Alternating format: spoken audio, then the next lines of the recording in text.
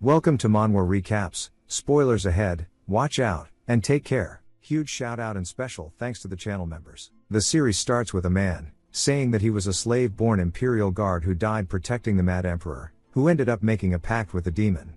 He wonders if he's going to be remembered as a knight who never abandoned his loyalty until the end, but perhaps as a foolish loser who failed to read the tides of time. In the end, neither sits well with him. We are introduced to Kane later, the imperial guard of the emperor. He says it would have been cleaner to vanish from everyone's memory, but we see a man asking why he turned his blade at the last moment, calling him an idiot. This is the rebel leader named Halo Reston. He calls Kane an idiot. Kane was born an orphan. He's lived for 29 years, making his own choices, and he shouldn't start a fight for no reason. Halo says that he could have fled, asking why he made a choice like this. He starts crying, telling him to open his eyes, calling him a bastard, and shaking him, but Kane's too far gone, as the life in his eyes has already left. We see him walking in a watery afterlife. The sky looks like Van Gogh's painting, and he asks if this is what death is. He says that for freedom, this isn't much at all, as it seems like he could be walking for eternity. Still, seeing Halo crying like that, it felt good to have someone care for him, but he says he'll manage on his own, and he decides to savor the so-called freedom. A blue aura starts to form in front of him. He turns, wondering what it is, as it flies directly into his eye. He's confused, and as if the painting was being washed away, he opens his eyes, seeing a man who looks very similar to Halo, saying that he was born healthy, calling him Karen. Kane's confused, and the man looks toward his father, asking if he'd like to hold him. The man picks him up, saying that he's not even crying, and he's a sturdy boy. Kane is still trying to think about what's going on, and the man tells him to grow strong and healthy, saying he can't wait to see what his youngest grandson does. Karen recognizes him as Halo, saying it is definitely him, he's just old and wrinkly now. Kane starts crying, and Halo says he didn't mean to make him cry. Kane tries to understand, asking if he really became Halo's grandson. It jumps to some time later, and we hear a man saying that the knight, Kane later, who met death alongside the emperor 45 years ago, though he could not stop his lord from straying onto a wrongful path, has come down to them as a symbol of unwavering loyalty, standing by his legion till the end. That concludes the latest opinion of their modern history society. He turns, asking the young master what he thinks. We see Kane asking what his view of it is. The professor says he thinks the Grand Duke simply wished to restore his friend's honor. After all, the story that Duke Halo and Lord Kane were friends is well known. Kane asks if he really thinks that's the case, and the professor asks what he means. Kane says that he thinks his grandfather holds a grudge against his dead friend, and that's why he's deliberately gilding his name. He was reborn as Karen Reston, third son of Halo, and the only child of Count Pale. The professor asks what he's talking about. Kane says that because his grandfather, rather than joining him on the road to revolution, can't accept that regardless of Kane's will, which is to have a quiet death, not to be called a hero. The professor asks what he means by a quiet death, saying of course there are records that the duel between the two of them ended far too quickly for men of such skill, those only hearsay. If he supposes that Kane chose death instead of joining his friend in a fight to the death, or in a revolution, it becomes reasonable, but he can't believe such a claim was made by a 10-year-old. Kane asks what he thinks. The professor says that if he agrees with that opinion, the dukedom's knights might charge him with blasphemy and kill him. Hesitant, he says a politically correct answer, that he's never considered this perspective before. Kane laughs, saying he's just kidding, asking why he looks rattled. He explains that right now his name is Karen, and as we can see, he's the youngest grandson of the Reston dukedom for the time being. It took him a while to piece the situation together, but in the end, he is now Halo's grandson, and he asks how dare that bastard make him a hero, saying he should have understood even without him saying it. We see his father kneeling, and Kane introduces him as Pale, Halo's youngest son, and that he is his father. Kane clears his throat, and Pale asks if his lesson is over. He says yes, asking if he was praying again, and if he's still worried about his awakening ceremony. His father is surprised he could tell, and apologizes. Kane asks what he's sorry about, and his father says that unlike his two uncles, he never awakened magic power, so he worries he might have passed down that burden to him. Kane puts his hand on his father's shoulder, and says no matter what anyone says, he's the greatest father to him. His father feels touched, hugs him, saying he's the greatest son, and pinches his cheeks. He asks what he'd like for dinner, and of course, Karen says meat. That night, he's laying in bed throwing a rock into the air, thinking about the awakening ceremony. He remembers Halo talking to him about it, and how it's a family ritual to unlock innate magic power. Kane says that means it's something you're born with, like a silver spoon, and he couldn't care less. Halo tells him not everyone can awaken, and even if he does, it doesn't mean he qualifies to become head of the family. Besides, there's said to be a secret passed down only to the head. Kane, curious, asks what it is, if it's a treasure or a grimoire. Halo says if it's something like that, he might be interested. Kane says only a little, but he'd like to live quietly somewhere remote. Halo laughs, and Kane asks if he's mocking his modest dream, reminding him he has a weapon in his hand. Halo says fine, when he becomes head, he'll tell him the secret. Kane says the ritual doesn't matter anymore.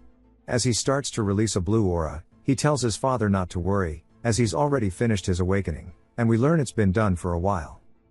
The next day in town, his father asks if he's amazed, and Karen says yes, as it's his first time on a train. His mother says much of the technology used was possible, thanks to his father's sponsorship. Karen says he knew it, but Pale says his wife is just flattering him. She says that even if he says that, it's truly great, and he knows it. Karen says of course, and tells his father he's proud of him, and it's true. This man may not have awakened magic, but he alone supports 30% of the dukedom's finances. With his kind mother, and devoted father, he thinks they're perfect parents. They hop on the train, and ride along the tracks. Karen looks out the window, and spots the Reston family's main estate, the Azure Sea Fortress. There, he'll see his grandfather again, and also his old friend, Halo. He smiles, saying he's made him a great figure of history, but he'll become the opposite, making sure all his worries are in vain, and that he'll become somebody unbefitting of the family name. His father also sees his aura after waking up. Kane tells his old friend to wait for him, as his precious grandson is coming. The train finally arrives at the station, and when they exit an old man welcomes them, saying that he's finally arrived, and it's been a while. Pale says that it's been around a year, asking if he's been well, and we learn that his name is Heinrich. He says thanks to the Duke's grace, he is always well. Karen asks if those knights are from the Sea Wave Knights, and they stare at him. He says that they've already noticed he has awakened his mana, and they're definitely different from the guys in their territory. Though it's expected for that to be the case, it's only a matter of time before Halo hears about it, but it's not like it matters. Heinrich says that he'll guide them to the main palace now, and Pale tells him to lead the way. Once they get inside, a woman tells Karen that the Count asked for him to wait here while he greets the family elders, and to call if he needs anything. He thanks her, and says that this is just a reception room, but it's huge, and that the Azure Sea Fortress is really something else. He says there's nothing to do here, maybe he should have asked them to take him to the library. Someone laughs at him as he's looking out over the city, saying that going to the library as soon as he arrives at the main house, just like the rumors say, he's a real bookworm. Karen turns, wondering who this kid is, and the kid says that since he's his uncle's kid the chances of him awakening are slim, so he'd better hit the books. If he wants to make a crazy amount of money like the commoners, he should be just like his father. The barber fucked up his hair. Karen starts to get pissed, and the kid, startled, asks what's wrong, and if he really wants to fight. He says he's going to use a little bit of his magic power to give him a preview. Karen glares, asking if there's a mad dog growing up in the main house. The kid starts to realize he might have picked a bad fight, and says no way, realizing Karen's releasing his aura. He asks when he awakened, as his father never said anything about it. Karen says of course his father wouldn't have, as even his own father doesn't know yet, and more importantly, they have a problem. There's no need for two mad dogs in the same house. He'll be taking that role, and he tells him to step aside. The kid asks what he's talking about, and Karen says with that in mind, it's time for him to finally get a beating. The elders are having their meeting, talking about how Karen has awakened, and that 3 captains of the Night Order already confirmed it when they accompanied him to the station. The elders of the Reston family discuss it, and the second young master, Ringo, says that to think he would awaken his magic power, and even inform the main family, he wonders what Pale is plotting. Pale says of course not, he didn't even know. The first son, Tails, tells Ringo to stop with baseless speculation, as Pale hasn't awakened magic power, so it's understandable he didn't notice. Ringo calls him pathetic. A man barges into the room, telling Heinrich that he needs to come quickly. Heinrich asks what's wrong, and the guy's worried, wondering how to explain it. Even the 3 brothers wonder what's going on. We see Ringo storming off behind the butler, and Pale says there must be a misunderstanding. Ringo's face fills with anger as he sees his son beaten up, sprawled on the couch. Karen goes to greet him, and Ringo picks him up by the collar, asking how dare he not know his manners, asking what the hell he was doing, and what he was thinking by doing something like this. Pale tells him to stop, and Karen says it's simple why he did it. It's because Leo was insulting his father, and if it were his father there's no way he would have just stood by. Ringo says he's spouting nonsense now, and Pale puts his hand on his shoulder, telling him that's enough. Ringo tells Pale to back off, saying it's all because of his poor upbringing that his son's acting out. Heinrich tells them all to stop, as the lord of the family said he will pass judgment himself. Pale grabs Karen, telling his brother if he didn't hear him, and to let him go. He asks if he's okay, and Karen says he's fine. Heinrich says they should all go together, and Ringo still looks annoyed. Pale says they should get going as well, and Karen says yes, it's been a long time, and he's finally going to meet Halo. Inside his study, Halo asks what the reason was for causing such a huge incident the moment he arrived. Pale goes to explain, but Halo says he wasn't asking him, he wants to hear the answer from his son directly. He knows Pale's not thoughtless enough to cause trouble, and that he's raised his son to not cause trouble without considering the consequences, so there must be a reason, and he wants to know every detail. Karen is surprised he'll hear him out before punishing him, saying acting so generous doesn't suit him, and he tells him it's because Leo insulted his father. Ringo asks him to tell the truth, and Halo slams the desk, telling him to be quiet, asking how dare he raise his voice. Ringo apologizes.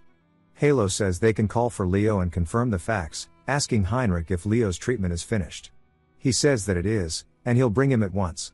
Halo says that's not the only thing he wanted to ask Karen. Karen says if he's asking about his magic power, he awakened it 3 years ago. Pale and his brothers are surprised, and Halo asks why he kept it hidden from his father until now. For him to do it on his own 3 years ago is crazy. Karen says he only realized it was magic power after reading a book later, and after he found out, he decided it was best to keep it secret. Halo asks why, and Karen says that having a secret is fun, and it was even more fun because the knights in his territory had no idea either. Halo asks if that's really all, and Karen says yes. The butler brings in Leo, bandaged up. Halo asks if it's true he insulted his uncle.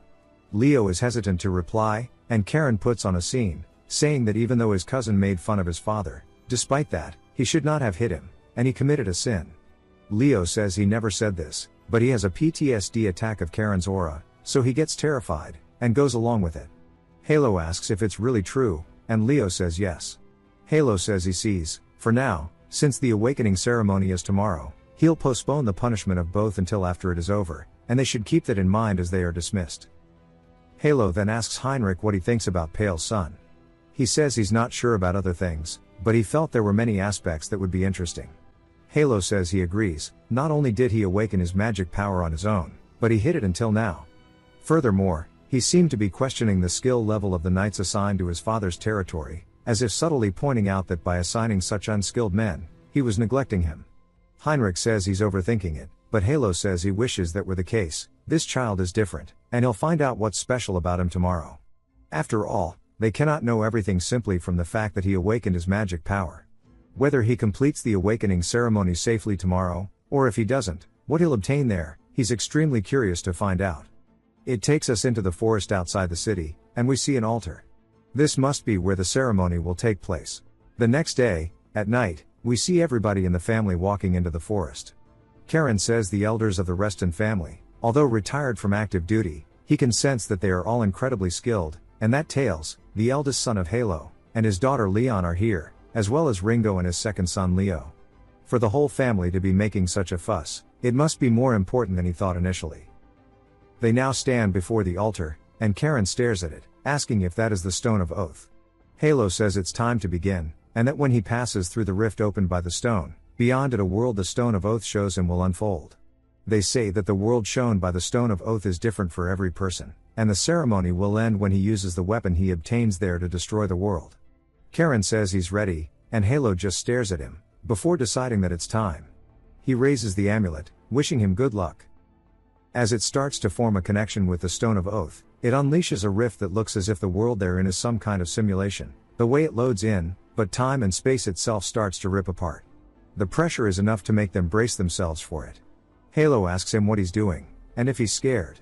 Pale asks if he's okay, and Karen says he'll be right back. He's supposed to use the weapon he gets from the world beyond to destroy it, and that'll be easy, since destroying things was always his job. As he enters, Halo looks proud, but warns him to overcome his fear. Karen enters the matrix. The rest all stare, and when he is teleported inside, Karen is seen as the emperor of the empire he used to serve. During the day of the revolution, Karen wonders why this is what he's seeing, and of all places this is what came from his memories. It's trying to make him feel guilty by showing him his innocent comrades. As they get closer to the throne room, he hears a voice saying that his world is cruel and desolate, calling him the child of the blue wolves. They say that the time of the covenant has come, so they shall fulfill what was made with his ancestor. The door opens, and he asks if it's a demon. The voice continues, saying that the blood that flows in his veins cannot be invaded by a mere lowly demon, so he needs to overcome his fear, and ascend to the throne. He pushes past the gates, and the voice says that what he desires is in here. When he enters, he says it's been a while, and it looks like there's something on the throne. A throne the emperor wanted to protect so much that he even made a deal with the demon. He didn't know that his comrades and he died because of that, and it feels like he's walking on their corpses just to reach here. The voice continues, saying that the child who received the blessings of the cold North Sea, though his soul has been lost, has finally arrived, and on behalf of the Blue Clan, it welcomes him. The sword that he used when he was Cain, the sword the emperor bestowed upon him, is here, a demonic sword called Ruin. The voice tells him to infuse his mana into it, and he says that's a demonic sword that eats the user's soul. The voice tells him that the evil thoughts that dwelled in it were extinguished by his grandfather, and what he's seeing is merely a distorted form placed by a demon. The voice tells him to awaken it once more, saying that only he can do it. He wonders if it's okay for him to touch it, saying he might return to his past self due to countless lives obeying the emperor's orders. He then recalls his grandfather's words, telling him to overcome his fear. Now he realizes what it is, saying he was being unusually kind. The true purpose of this ceremony isn't just to obtain a weapon, but for the family heir who has awakened the azure clarity to overcome the source of his fear. He grabs the sword, saying if that's the case, there's only one thing left to do. He starts to infuse his mana into it, and when he does, he's teleported to the depths of an ocean. He asks if this is the azure clarity. The sword begins to change form from a demonic sword back to a normal one. He says he doesn't know why the sword met him in such a form, but that sword is the original sword of his progenitor, Rael. The sword his grandfather took is also a progenitor's sword, but unlike his grandfather's, the reason this sword was not even recorded in historical text is because the power it possesses is extremely different from his family's. He starts to get overcome with the feeling of it. He sees it surging through his body, and when he comes to, he asks what this is. The voice tells him to endure it, as the mana within the sword is being engraved into his body. He says the mana energy flowing into his body has become more intense, and for the sword to have such an effect, it's incredible. He asks the voice what the real name of the sword is. The voice tells him that it is a sword that has to be wielded against demons, devouring their powers. A sword that even demons feared, and that its existence was erased from their memory. A sword born from the deep sea of the north, a place dark yet pure. It is the execution sword, the guillotine. That is the true name of this blade. He stares down at it, and the voice continues, saying that it is a sword that resembles the deep sea's darkness, and that it suits his destiny well. He asks who the voice is, saying that judging by the way they call themselves part of the clan, they must be the Blue Dragon, their family's guardian. The voice says that he doesn't have the name to handle their true name yet, and if he can one day dominate the sea with his power, then to come find them in the North Sea. Karen thinks about it, and seems annoyed, but then asks how he gets out of here. The voice says that he should already know, and he asks if it really is just as simple as breaking it. He says he's always wanted to try breaking the throne, and he starts to infuse his mana into the sword before swinging it down. Outside, the air is tense, and Halo can tell that Pale is worried. He tells him not to worry too much. Pale apologizes. Halo says that it must be painful to watch his son walk a path he's never been on, and he knows it's not easy, but that's all the more reason to compose himself. Pale smiles at his father's words, before the Stone of Oath starts to open once more, but it's not only opening, it's starting to break. Halo's surprised as he turns, and once more it starts to have that distorting effect as it pulsates through the forest, and the altar itself begins to break. Halo asks what the hell is going on, then Karen stands before them holding the blade, showing that he really came back. But where the stone went, they don't know. They're still trying to process what happened. Pale starts freaking out, asking what he's done by breaking the stone. Karen starts to get anxious as well, and Halo is surprised because he's staring at the weapon, saying that that's guillotine, and he recognizes it as the blade owned by their ancestor Rael.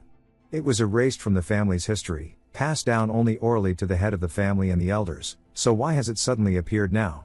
He asks Halo if perhaps he's not afraid of the sword, but he wonders if the time of the covenant is approaching. Karen looks down at the blade, and says that he isn't. Halo says that he sees, and long ago their ancestors who could not fulfill the covenant with the blue dragon to annihilate the demons left behind the stone of oath as proof of the covenant, vowing to the future, waiting for the day the one who would carry it out would appear. He wonders if maybe that means Karen is the one to succeed it. Halo raises his hand, declaring that Karen, son of Pale, is a rightful member of the fortress, a direct descendant chosen by the guillotine, and worthy of inheriting the Spirit Sea style. Ringo, still pissed about his son's fucked up haircut, says he can't believe a brat would be the one to receive it. Tails looks chill with it though, more curious about the blade itself, while Pale comforts Karen. Tails says he thought he knew every weapon handed down to their family, but he's never even heard of that sword, and just looking at it sends chills down his spine. He says he recognizes that Pale's son is walking a path he could never tread, but he will not let that sway the variable in their matter of success. Halo says the awakening ceremony is over, and it's time to return. As they start to leave, Ringo yells at his brother, asking if he's going to stand by and watch. Tails tells him they'll have to speak privately soon, and says that even someone overflowing with greed beyond his abilities must be feeling this crisis. They ask if he knew about the sword, and Tails says he did not. Ringo says he cannot possibly understand the situation, wondering why it's Pale's son of all people. Tails says what matters now is that this is not the time to fight amongst themselves. Back at the train station the next day, Pale asks Karen if he'll really be fine being left alone. Heinrich asks if there is any place safer than their fortress. Pale says that's true, and it's safe from external threats, but what he worries about are the internal threats, meaning his brothers. But with his father there, he doubts they would act rashly. Heinrich clears his throat, saying that the one assigned to conduct the Spirit Sea style inheritance for the young lord is none other than Lady Sabina. Pale says he hasn't seen his aunt in a while, but if it's her, he can be at ease. Karen recognizes her name, saying that she is Halo's sister, known as a master no less skilled than Halo, and once called the White Wolf. Pale tells him that his aunt has always doted on him, so he should make sure not to show her any disrespect. Karen says he'll do his best, and Heinrich says he has a message from the family head, that he would prepare a residence for him in the fortress so he may visit any time. Pale looks touched, and starts crying, saying he's so grateful for his father. Thanks to that, he can leave without worry, and he thanks Heinrich. Heinrich tells him not to think anything of it. Pale tells him to take care, and if he ever needs help to contact him. He heads back on the train, and Karen heads back up to the top of the fortress, looking down. Heinrich tells him they should go, as Sabina is waiting. Karen says that's good, because he can't keep his aunt-grandmother waiting. Heinrich says he wants to offer him a piece of advice, if he may. Karen says of course, and Heinrich says that Sabina dislikes being called grandmother the most, and it would be best to refrain from using that term. Karen says he'll keep that in mind, and thanks him for the advice, but wonders what's wrong with calling a grandmother a grandmother. They enter the fortress, and Heinrich says that only direct descendants of the family may enter this cultivation chamber, and that Sabina is already inside, telling him to go in. Also, that Leo is here too. Karen says to be with Leo seems like it's going to be fun, and Heinrich says that Leo specifically requested for Sabina. Karen says he'll be heading in then, and as he runs away, Heinrich watches, saying that it will get lively again after a long time. Behind the door, he can sense the aura, and says that he can tell it's serious in there. She yells, asking why he's standing outside and not entering. He enters, greeting her with a respectful gesture, and he's surprised. She asks if he's surprised that she doesn't look as expected, and we see that she looks way younger than Halo does. She says to think that he is Pale's son, time sure does fly. He wonders if she reconstructed her body with magic, saying that is the realm of an 8-star knight, but there's no way. She asks why he's standing there blankly, telling him to go sit in a cross-legged position next to Leo. This boy needs to fire his barber. Karen takes a seat, saying that it looks like they'll be seeing each other often, and they should get along. Leo agrees, and Sabina says that she never thought she'd hear the title White Wolf from someone as young as him. He says that he likes history, so he read it in a book. She says he's just as interesting as her brother said. He asks if she can tell him what grandfather said about him. She says that he's someone she'll take a liking to, and now that she sees him for herself, she understands why he said that. There was actually more though, and she says that he told her that he's a child who must navigate the vast ocean, and she needs to help him so one day he may rule the sea. She should act as some sort of lighthouse. She says she's only seen him for a moment, But she can clearly tell that his potential is immense, rough and endlessly vast, just like the open sea. She gets up off her seat, saying that it's time to begin, and that the position they're in now is the most basic foundation for mana training. Once they pass the introductory stage, it becomes possible to do mana training without the position. She demonstrates it, saying they'll be able to do it even in their sleep. This is the first time this kid's hair has looked normal. Karen says that this is the Azura mana, and he recognizes it from the Oath Stone. She tells him that the sea domination technique is literally a method to rule the sea, and by using Azura mana, he creates and operates oceans within his body. Naturally, he becomes stronger by operating more oceans. When he can operate 8 oceans, he reaches the 8-star level. The stage where he can operate those 8 oceans as if they were one giant sea is the 9th star, and on the entire continent only 3 have reached that level, and in the empire only 1 person. Karen says that it's his grandfather, and she says that's correct. Karen is determined this time to reach where Halo is in this life. She can feel the desire coming off him, and says that he's an interesting boy, and he'll be fun to train. He decides it's time to start, and she says first that he should let the mana flow through the passages opened by the ritual, and remember that the power of the sea is not something to be controlled but to be accepted. He starts to feel his mana, saying that it feels like rough waves, and he needs to calm it down. He starts to focus it from his heart, and he looks much different than Leo in terms of how much mana he's producing. She notices this, asking if this is really the mana of a kid who just finished the awakening ritual. Even Leo, who has been taught the domination technique for the last 2 years, has only just begun aiming for the 2nd star level. In contrast, Karen is carving out his mana passages on his own, even though she hasn't taught him how yet. Karen says he feels a pain as if his body is being torn apart, and he starts to stop his training. She wonders if he's feeling the strain, saying it's good he can even control his pace. She looks over, noticing that Leo is tweaking off some fent, and she says she told him not to force himself to operate his mana. He apologizes, and she says she was so focused on Karen she forgot that even if they've awakened their mana, they're still just children. But just wonders why his hair is so fucked up. That's why she needs to act like the adult to prevent them from harming their bodies. Karen calls him pathetic, saying it's impressive he managed to stop his own limits so he wouldn't strain his body. At such a young age to have the composure to control himself despite his desire to grow stronger shows how bright her older brother was, but she doesn't think she'll need to act as his lighthouse. She walks over, calling out to him, saying that in 3 years she'll guarantee his safety, and he should focus on building the strength to protect himself. He says okay. Now it's time for practical training, so they head out to where all the other trainees are. Fantasy Saitama is training too. The instructor turns, seeing Leo and Karen walking in. Leo asks if he's really planning on using that sword for training. Karen says of course, as everyone kept saying its aura is menacing, so he's not even allowed to take it out of the scabbard. Leo says that's not what he's talking about. The instructor welcomes the two of them. Karen looks up to him, and the guy introduces himself, saying that today he will be in charge of his sword training, and he is the Knight Commander of the Sea Wolf Knights. His name is Zeras Winterguard, but he can just call him Sir Zeras. Karen says it's a pleasure to meet him, and he can tell at a glance that he's at the 8-star level. Zeras says that he may find this rude, but he will not be addressing them with the title of young master or anything, not until they are acknowledged. Karen says he shouldn't worry about it, as it's more comfortable for him actually, since he's not used to that title anyway. He's well aware that it's a Reston family tradition to earn the respect of the Blue Wolves through skill. Zeras says that's a pretty interesting reaction, since most would find it disrespectful. Leo is no exception, and Leo just wonders why he's catching a stray.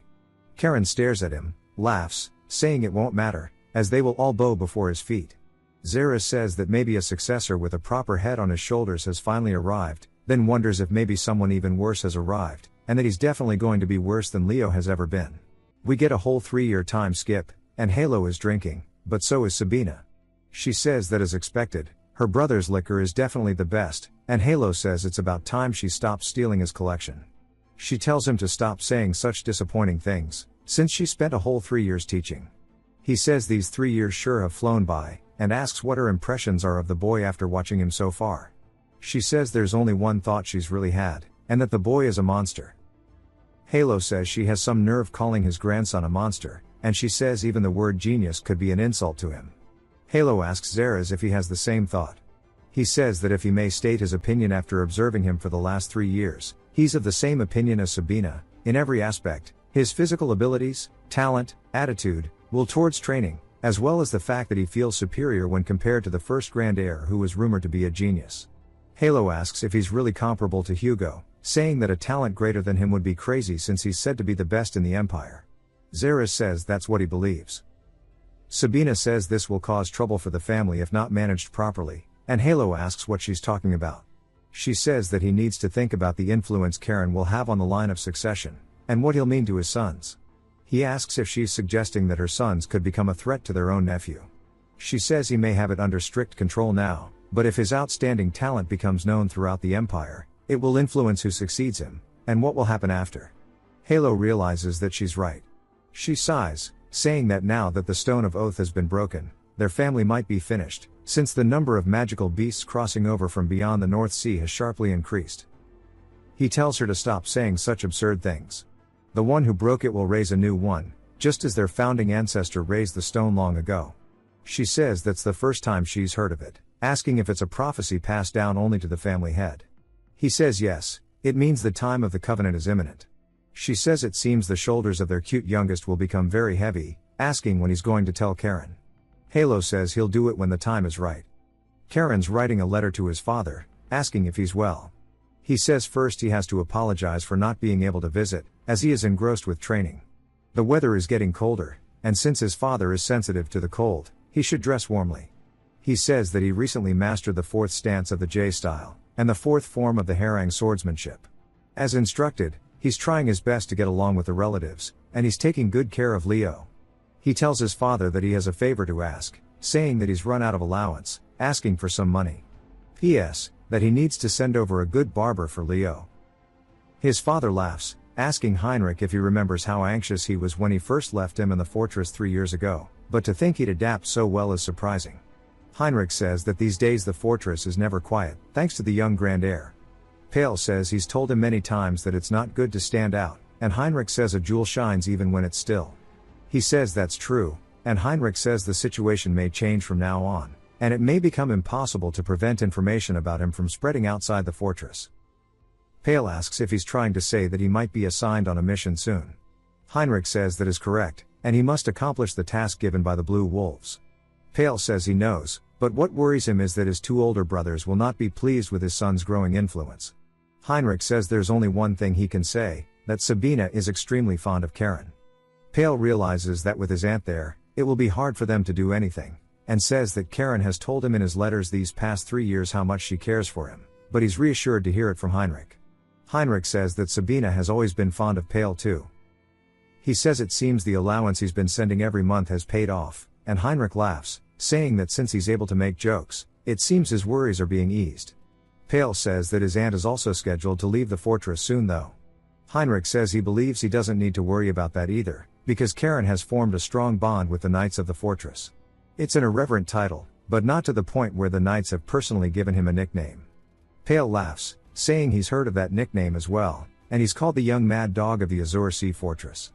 We see one of the knights fighting, and it's none other than Karen, who shatters his own blade. The guy tells him to stop, as he's already lost, asking how he could just twist the path of his sword and take the hit. We learn the man's name is Hans. Karen says that he must know how the harang sword is useless if he's overpowered, so he estimates strength with strength, and a grown adult like him can't be this weak. Hans says that he's probably the only one who would criticize his strength, and Karen says that his muscles are just for show. Hans says that's the first time he's ever been told that too, and Karen says he's only being honest. Hans then says that he now finds it overwhelming to face him without using magic, and it wasn't this bad just last year. It looks like he might be deployed on a mission soon. Karen asks if he heard anything. He says that only Zeres will be deciding the mission deployment time instead of the family head, since he's in the capital, and perhaps he'll be sent to the granary region in the western part of the duchy, since the magical beasts have become more frequent there. Karen asks Leo if he heard what they said about being deployed on a mission. Awful Haircut says he doesn't want to be deployed on the same mission as Karen, and the man he's fighting tells him to focus on his match. Leo apologizes, saying that a mission is still a mission, and if he completes it, perhaps his mother and father will be pleased. Back to Pale. He tells Heinrich the reason he asked him to come in person was not because of the letters. Heinrich asks what the matter is, and Pale tells him to take a look at this. The thief's inspectors discovered it in a merchant wagon coming from the Aberrany of Bellies. He puts his fingers in it, asking if this is what he thinks it is. Pale says it is, it's a narcotic called cocaine, and he needs him to investigate the aberrany of bellies from here in the fortress. Heinrich raises it to his nose, getting some whiplash from when he was a coke fiend in his younger days. We see a train arriving, and a man exits, asking if this place is the Azure Sea Fortress. Elsewhere that night at the castle, we see some guards patrolling, and Karen looks like he's trying to sneak out. He says it's always a thrill to mess with Zeres's collection, and just because he's in a kid's body doesn't mean he's forgotten the taste of liquor. Then he spots two people, and he asks one of them as he's never seen them before. The guy is asking one of the butlers if it's true that the Duke is absent, as this is an urgent matter.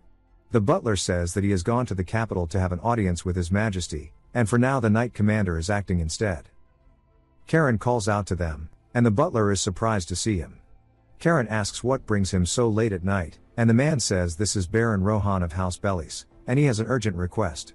Karen stares at him, and Rohan says that if he's the young duke that would make him the son of the third prince who was pushed out of succession. Unlike his father, he's heard he awakened to magic and is training at the main house. He tells him it's an honor to meet him, and introduces himself, but Karen says he'll hear him out. The butler says it would be better to send him to the Knight Commander, but Rohan just wonders why the hell he's holding a bottle of liquor. Karen says normally he eats in proxy, but if he came in person, that means it's urgent, and it's only proper that a noble be the one to receive him. The butler says he'll go and inform Zeres separately, and Karen says that's good. Rohan just hopes he's not a troublemaker, thinking his political judgment is impressive, but that liquor bottle still bothers him. Rohan asks if the Reston family is always like this, drinking at such a young age. Karen asks if the problem is the bandit group settled in the eastern mountains of the barony. Rohan says that's correct, and Karen says ever since the bandits appeared, suddenly drugs are circulating, and commoners are being kidnapped and sold as slaves. Rohan says yes, it's shameful, but their barony has poor, barren land, and no specialties. For a whole year they haven't even had a proper military, so they couldn't respond. Unable to bear it, his father led what little soldiers they had to attack the bandits, but instead they suffered heavy losses, and his father has been bedridden due to the battle. Because of his incompetence, both his father and the people are suffering. Karen puts the liquor bottle down, saying that bastards like that deserve to be ripped apart and killed, but there are also things that don't make sense. Even if his military power is weak, for bandits to stand up to a regular army is strange. Rohan says it's not confirmed, but they suspect they have deserters from the southern kingdom that's at war.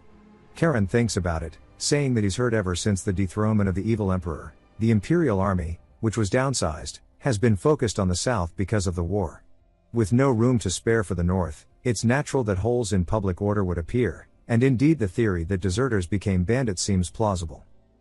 He then says that the mood isn't light, and asks if he wants a drink, laughing. Karen says he may not know this, but the Bellies barony borders the territory where his father lives, and from his position this isn't something he can overlook. If possible, he'd like to personally help. Rohan thanks him, but wonders if it's really okay to drink liquor given by a child. Karen says that this liquor was swiped from Zeres's collection, so it must be kept secret. Rohan says Zeres is the Knight Commander though, and Zeres enters, saying that they both agree he would stop touching his liquor. Rohan is startled, and Zeres apologizes, saying that he's been discourteous. Zeres says there's no way the young baron could have known, so he shouldn't trouble himself. He's heard about the bandits troubling his barony. Rohan says that's right, and that's why he's come to the fortress to see if the knights might come. Zeres agrees, saying the matter is pressing, and Karen just laughs. Zeres tells him alcohol is not good for his age, and snatches the cup away. Karen says to give him back his liquor, and Zeres says he's sorry he's seen such an unsightly scene. Rohan tells him it's fine, and Zeres says that since he's come to them, they will not sit idle in the face of an old companion's hardship. Rohan says that's welcome news, and Zeres says they'll soon organize troops to dispatch, so he shouldn't worry.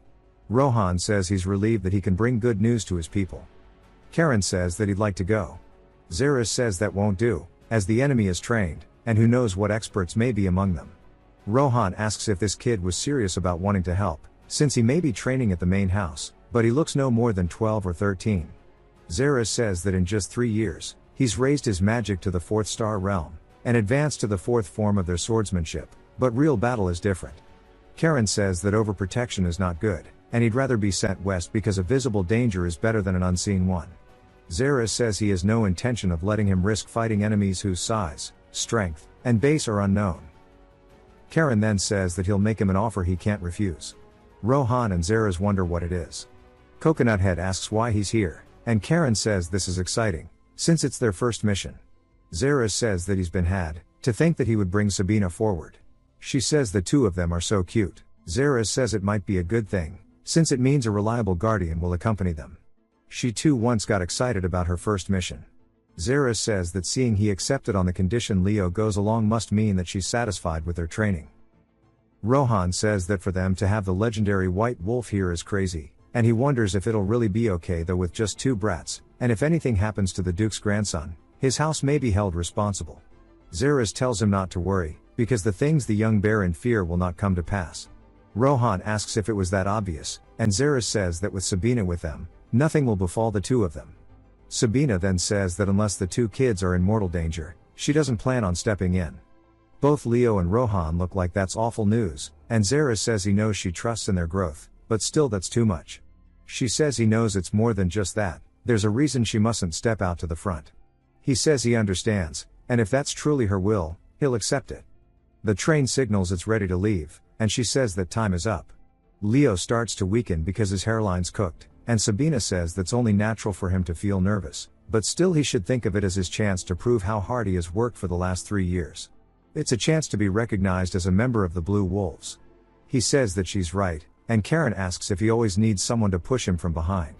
Leo tells him to shut up, and they hop on the train. Karen says he needs to find their spot. Leo says he knew this would happen, that there would be a time he'd have to prove himself. The magic train, now departing through Belize, leaves, and Leo says he never thought it would come this soon. It turns out that it's confidential that she's even here in the fortress, which means she can't publicly step forward. The moment her presence is known, the bandits will vanish without a trace, and surely Rohan wouldn't want that either. He says that he doesn't, but he wonders if it's really okay to entrust it to just these 2 children, since one doesn't even seem to know the meaning of the word nervous, and he thought this was his first mission. The other one just worries him so much because his haircut is awful, and he can tell Leo is very lost in thought right now. Leo is just thinking about his mother, recalling her asking if he even knows how to think, asking how he can get along with that boy Karen, asking if he's forgotten what happened 3 years ago, that he should remember well that he's not his friend but his rival, that he was disgraced by him and tarnished his father's reputation, yet he still laughs and jokes with him as if nothing happened. He must not even have a brain in his head, and if he has a tongue then he should say something back, he needs to be a man. Leo says that he's sorry, but they are not rivals. Even brother Hugo, the so-called genius, didn't reach 3 stars until he was 14. Karen reached it at only 13, and compared to that he only managed to reach 3 stars this year at 15. Surely she can see the difference herself, and that Karen may be his goal, but he can never be his rival. She says that he must cast aside that inferiority complex. Then he says that's not what this is. Karen's existence is the driving force that pushes him to work harder and move forward on his own. She says his eyes show that he really is blind, that he's staring at the trees but not seeing the forest. Sabina calls out to him, snapping him out of it. She asks if it's that hard for him to shake off his nerves. He says that it is, and she says it's understandable since this is his first mission, asking if he'll be able to bring himself to cut someone down. Karen is the kind of boy who would sell him off if it meant saving his own skin, but she knows Leo's not the same, and he doesn't need to doubt himself anymore. She knows better than anyone how hard he has worked these last 3 years, after all she was the one who trained him. He says that she's right, calling her master, and she says that has a nice ring to it. They have 20 minutes until they arrive in the territory. Sabina says that for this mission they should address each other as master and disciple. He agrees, and Rohan asks where she's going. She says that if she appears at the station, word will spread instantly, so she needs to move out first. He says the train is still moving though. He keeps calling her the White Wolf, so she corrects him, saying to just call her Lady Sabina. Karen says she's as bold as ever, and she says that her grandnephews will be watching close by, so he doesn't need to worry. She hops out the window, he yells after her, and Karen just laughs. Rohan and Leo both wonder why the hell everybody in the Reston family is like this. We see an old man coughing, and this is Rohan's father, saying that his body is not in the best shape, so he hopes they'll forgive him for receiving the young wolves of Reston while sitting down. Karen says that he shouldn't mention it, asking how his wounds are. He says that he's past the point of danger, so he appreciates their concern, and he doesn't know if Karen remembers, but he once met him and his father 10 years ago. He says he has grown splendidly. Karen says he should speak casually, as he's not well versed in etiquette, and it only makes him uncomfortable. Rohan asks if even if he's uncomfortable, young lord at least. Karen says to put him more at ease. The Baron says that if he's already on his first mission, let him see, he's reached the 4th star at such a young age. Karen says that his cousin Leo is stars though, and Leo wonders why he's catching another stray. Karen is surprised that since the Baron's not a warrior, yet he knows quite a lot. The Baron says that even if he's not, for him to be dispatched means he's thought of very highly, and because of that he hesitates to assign such a dangerous task to promising young men. Karen says he understands his concerns, but if they fail their mission, it would disgrace the proud honor of the Blue Wolves, and they have no intention of failing. He asks Leo if he agrees, saying they'll see it through without fail. The Baron laughs, thanking them, then begins coughing. Rohan asks if he's okay, and Karen says it seems he needs a rest, so they should leave. He says he'll entrust this to them, the guide has been prepared, so just follow. Karen says okay, and as they're heading out, Leo calls to him. Karen asks if he's tired already, and Leo says that's not what he means, but he wants to know if they can trust this so-called herbalist. Even if he's a skilled local guide, there's no guarantee he isn't in league with the bandits. Karen asks if he's finally starting to use his brain, saying that he definitely is part of the crew. He asks how he knows, and Karen says because of the talk he had with Rohan when they first arrived at the station. He asked him how they planned to track down the bandits' hideout, and Rohan said that he sadly had no choice but to make use of a traitor from within their territory. Karen thought that was a good method, and he informs Leo that's the gist of it. Leo asks why he didn't tell him earlier, and Karen says because he was wound up in his nerves all day. Leo says still, to think he would knowingly stick with a traitor, he sure is cunning. Karen says exactly, the fact that he hasn't been punished all this time shows as much, but it also shows how desperate they are, which is why they're the bait now. Noble sons traveling through the barony toward a neighboring domain, the perfect setup. Looks like they're about to reel them in, as the herbalist turns with the bandits behind him, saying this is good, and that he's added a little more than promise since they're nobles. The bald guy says that these young masters don't look like they'll come quietly.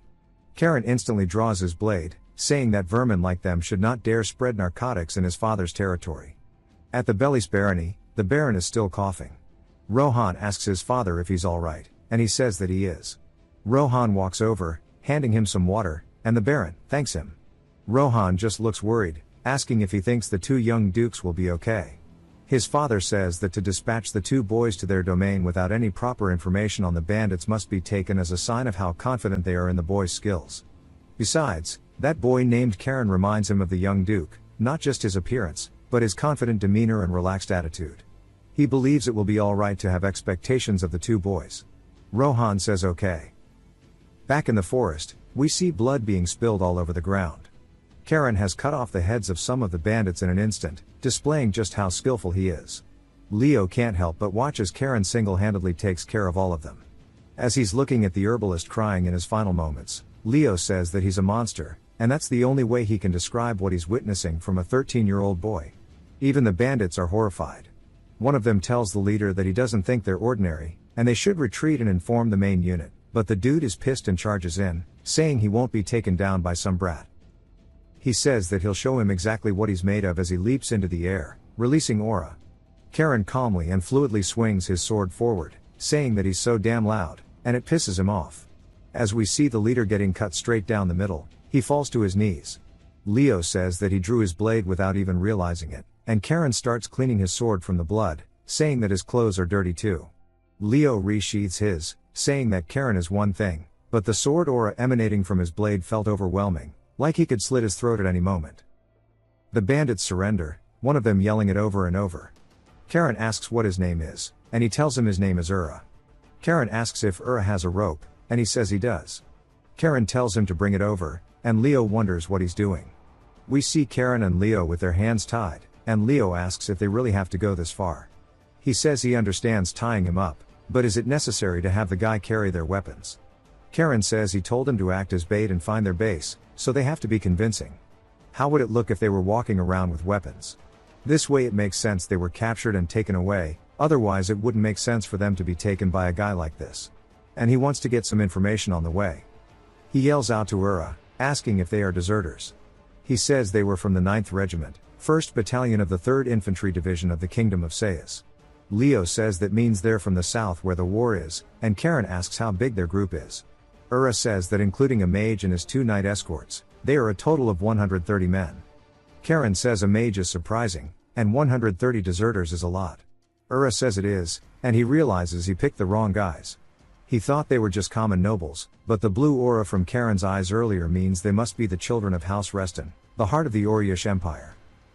Karen is still thinking about the mage, saying that even for deserters, why did they come all the way to this remote northern region?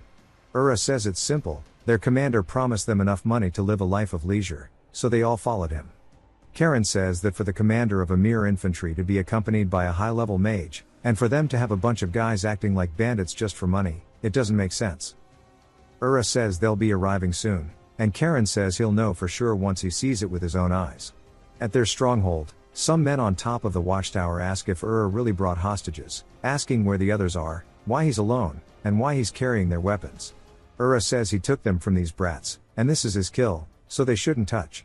The rest of the comrades are chasing after the guards of these brats who ran away, so they should hurry up and open the gate. One of the dudes asks why he's being so sensitive, wondering if he's excited about being praised by the boss for the first time. Another asks if he couldn't have brought them back sooner. Tells him to shut up, and Karen says that for a guy who joined a band of thieves, he's really soft, and that there's this weird power he's been feeling ever since. Sweating nervously, looks at Karen's blade, saying that he's been getting a spooky feeling for a while. Karen says if his blade is reacting too, then it might be more than he thought. Leo tells him to take a look, and they see birds nailed up, crucified. Karen says that if a sacrifice has been strung up, this is definitely none other than black magic. They are now standing before the magic circle. Karen tells to cut his ropes and give him his sword. He does so, and Karen tells Leo to draw his blade now, that he'll be needing it very soon. Leo asks what he means before skeletons begin rising from underneath. Screams, and Leo wonders how their haircuts are still better than his, as an entire group of soldiers forms. A man yells saying the hostages walked in on their own and it's a blessing. We see the leader of the group welcoming them with a bunch of archers, calling them precious noble brats. Karen says there's no location for the black wizard, and figures he's probably hiding somewhere chanting a spell, and they're such creepy dudes. Karen says if they attack, he'll cut Ura's throat, asking if they're okay with that. Gets scared, and Leo asks how they're the ones in a hostage situation now when they're meant to have the honor of nobles. The leader stares at him for a second as his men stay honed in, and asks how a noble is taking a hostage, since they're supposed to value honor above all. Karen asks why they can't when they do it, and is just scared. The leader says he's amusing, but wrong, that a hostage without value is meaningless, and that one is completely useless, so he can do whatever he wants with him. Karen gets annoyed, calling worthless. Says that's his fault he guesses, and Leo says they're outnumbered, asking Karen if he even has a plan. Karen says of course he does, all they have to do is take down the commander. He starts to release his aura. The commander recognizes its color, saying there's no way. Karen tells Leo that he'll let him deal with the skeletons, and Leo asks what he means. Karen now starts to release the azure mana, saying he will handle the commander himself. As if the waves of the ocean were supporting him, it envelops him, and he leaps off the ground. Leo calls out as one of the skeletons attacks, and Leo blocks, asking Karen what the hell he's thinking, and how he's meant to take down this many skeletons alone. The leader yells for his men to fire as Karen gets closer, but Karen says he's way too late. Using the fortress's sword style, he swings forward, cutting the arms off a few of the archers, the motion like waves from the ocean. The commander yells, reaching for his blade, but Karen says this is just a nuisance, swinging forward at him. The commander looks down at his own hand, severed, dropping to his knees, screaming in pain. Karen says if he was going to attack, he should have done it faster. The commander calls him a bastard, saying surely their fortress has no strength to spare for their territories, so why is he here? Karen says this barony is right next to his father's domain, and he won't kill him, he'll just drag him back to the fortress. As Leo keeps taking apart soldiers, Karen says he's not doing bad. The archers still point their arrows but don't shoot. Karen says that what Leo's doing benefits the Sea Wave sword, but he should be crushing them with head-on strength. The commander asks if he really thinks he'll get out safely, and Karen asks his name. He says his name is Michael Knox. Karen says he's not going to kill him, then stabs Michael in the knee, making him scream. The archers are too terrified to do anything. Karen laughs, telling him to order his men to drop their weapons. Michael yells it, and they start doing so. Karen says he's obedient, and he likes that. Michael says he can't believe they lost to a pair of brats, but once the rest come, even he won't be able to deal with it, even if he's of house restin'. Karen says it sounds like he's still hoping, asking if he's really counting on the black wizards, and if he thinks his family would send only 2 kids. Leo finishes with the skeletons, and then there's an explosion. Karen says of course they'd have a guardian, and thanks to the time he wasted, it seems his master captured the black wizard, as we see her carrying his head, looking furious. Leo calls out to her, and she yells at both of them, saying they missed the most crucial evidence, and that the mission will result in failure. Karen kicks Michael off the top, saying surely she liked the method though. She says charging straight into the enemy's jaws is something her brother would do, and for that she'll give him credit, since it's fitting for their house. She throws the black wizard's head forward, saying that staging a sudden hostage act will cost him points. Michael looks down at his friend's head, and she asks why he pulled a hostage stunt to begin with. He says they wanted to strike where least expected, since no one would imagine nobles taking hostages. She agrees with that much, saying she's never seen one like him, that he's a lunatic. He thanks her. Michael just wonders if they're even nobles. She says they should return to Lord Bellis's castle, as she has many questions for him. He agrees. Michael once more stares at his friend's head, calling them insane. Some of the soldiers from the barony find where the prisoners are being kept. A man runs in, asking for his daughter Isabel, and she falls into his arms. He starts apologizing for not being able to protect her. We see Karen and Ura watching this. She was so scared, while Ura stares at the reunion. Karen asks him if he's feeling guilty now. He says that he is. Karen says it's a bit too early for that, since being thrown into the Baron's prison like his comrades might have been a better deal. Ura asks how, and Karen says he'll be going to the fortress along with his boss Michael, who is still on the ground with his arm cut off. Ura asks why him, and even Sabina asks if it's really fine not to tie him up. Karen looks up at Ura, saying that for now they'll need someone to help transport him to the fortress, as he's too injured to walk on his own. She thinks about it, as Karen tells Ura not to let his guard down too much. He says okay. Some of the men ask if Ura will be punished too. Karen says yes, since he is technically a bandit as well. One of the men says it may be bold to speak up, but Ura took genuine care of the prisoners when they were there. He even secretly brought medicine to the sick, and gave food to those who were starving, so they should show him mercy. Sabina asks Karen what he thinks, and Karen says they should at least consider leniency, since he helped guide them to the hideout. Ura gets excited, saying he'll serve him loyally for the rest of his life. Karen says they already told him not to let his guard down. Leo tells him he has to come check something out. Karen asks what it is, and Leo tells him to look himself. A barrel is opened, and Karen asks if this is what he thinks it is. Inside is a magic stone. A lot of the people of the barony are excited to see the bandits taken away. Leo says Karen should know Rohan will probably throw a banquet for this. Leo starts waving at the citizens, but Karen doesn't say anything. He asks if he's ignoring him. Karen says that's expected. There was a reason such a large group was hiding in the remote mountains of this barony to begin with, but the Baron's family probably didn't even know there was a magic stone mine in their territory. He doesn't know the quality yet, but just the existence of a mine could bring in a hefty profit. Leo wonders what the hell he's scheming now, and Sabina says Rohan has come to greet him. Rohan welcomes them all as the rest take the prisoners to the dungeons. Sabina says she'll take the leader of the bandits, asking if he's okay with that. Rohan says of course, but he'd like to request something. She says she's only here as a guardian, so he should speak with her students. He says since they prepared a modest banquet, he wants to eat and talk. Karen apologizes, but says they need to head to the fortress right away, even though Leo looks excited to eat. Rohan asks if that's really so, saying it's about the payment for the commission. Their territory doesn't have the means to pay the fortress, so he'd like to request a deferral. Karen starts to look greedy, and Leo says he can't believe he has that look again. Karen says he was wondering why the bandits chose to settle in this barony of all places, and he figured it out. Rohan asks what he's talking about, and Karen says to think about it. The Bellis barony is remote, with no local specialties. It's literally just a village.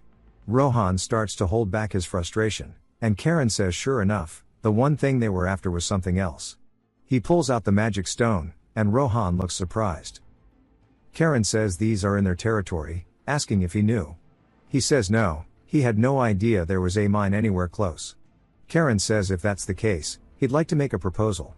Rohan asks what it is, and Karen says he wants to co-develop the mine with the fortress, on the condition the fortress provides initial capital and security.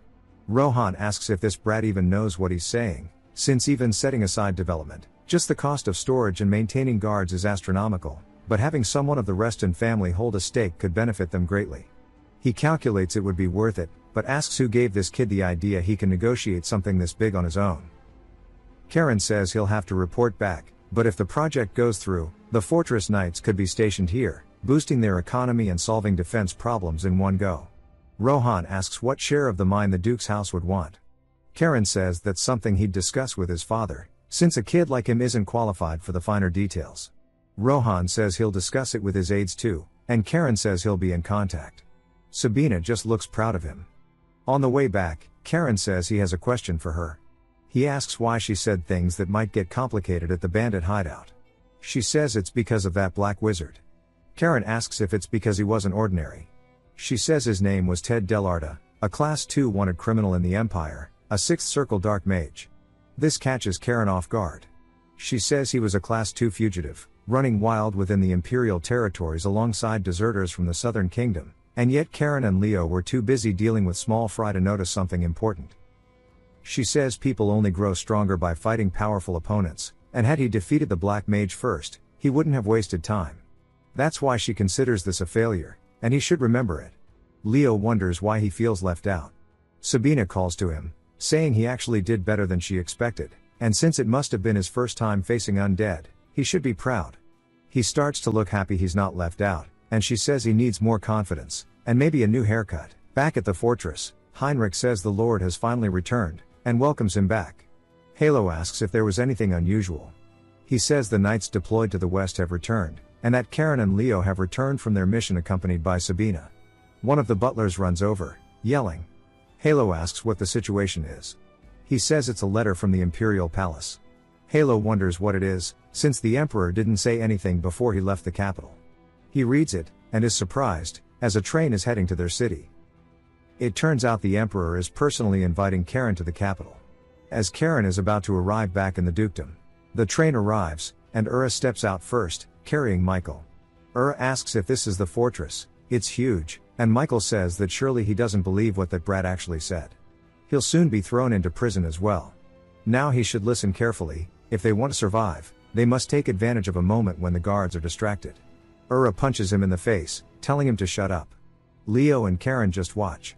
Ura reminds him that he said he was useless, and that he should just be killed. Pale says that it still is as noisy as ever around him, and Karen turns, excited to see his father. Pale asks Sabina if she's been well, and she says more or less, and it looks like he has been summoned too. He says that it seems like it's because of what he did in Baron Bellis's domain, and it's quite the headache. He says that he looks pleased though, and Leo bows, asking him how he's been. Pale says that he heard he distinguished himself on the Baron's lands, and that word even reached him, and that his elder brother must have heard too, so he'll surely be delighted, also reminding him to get his haircut. Leo says of course.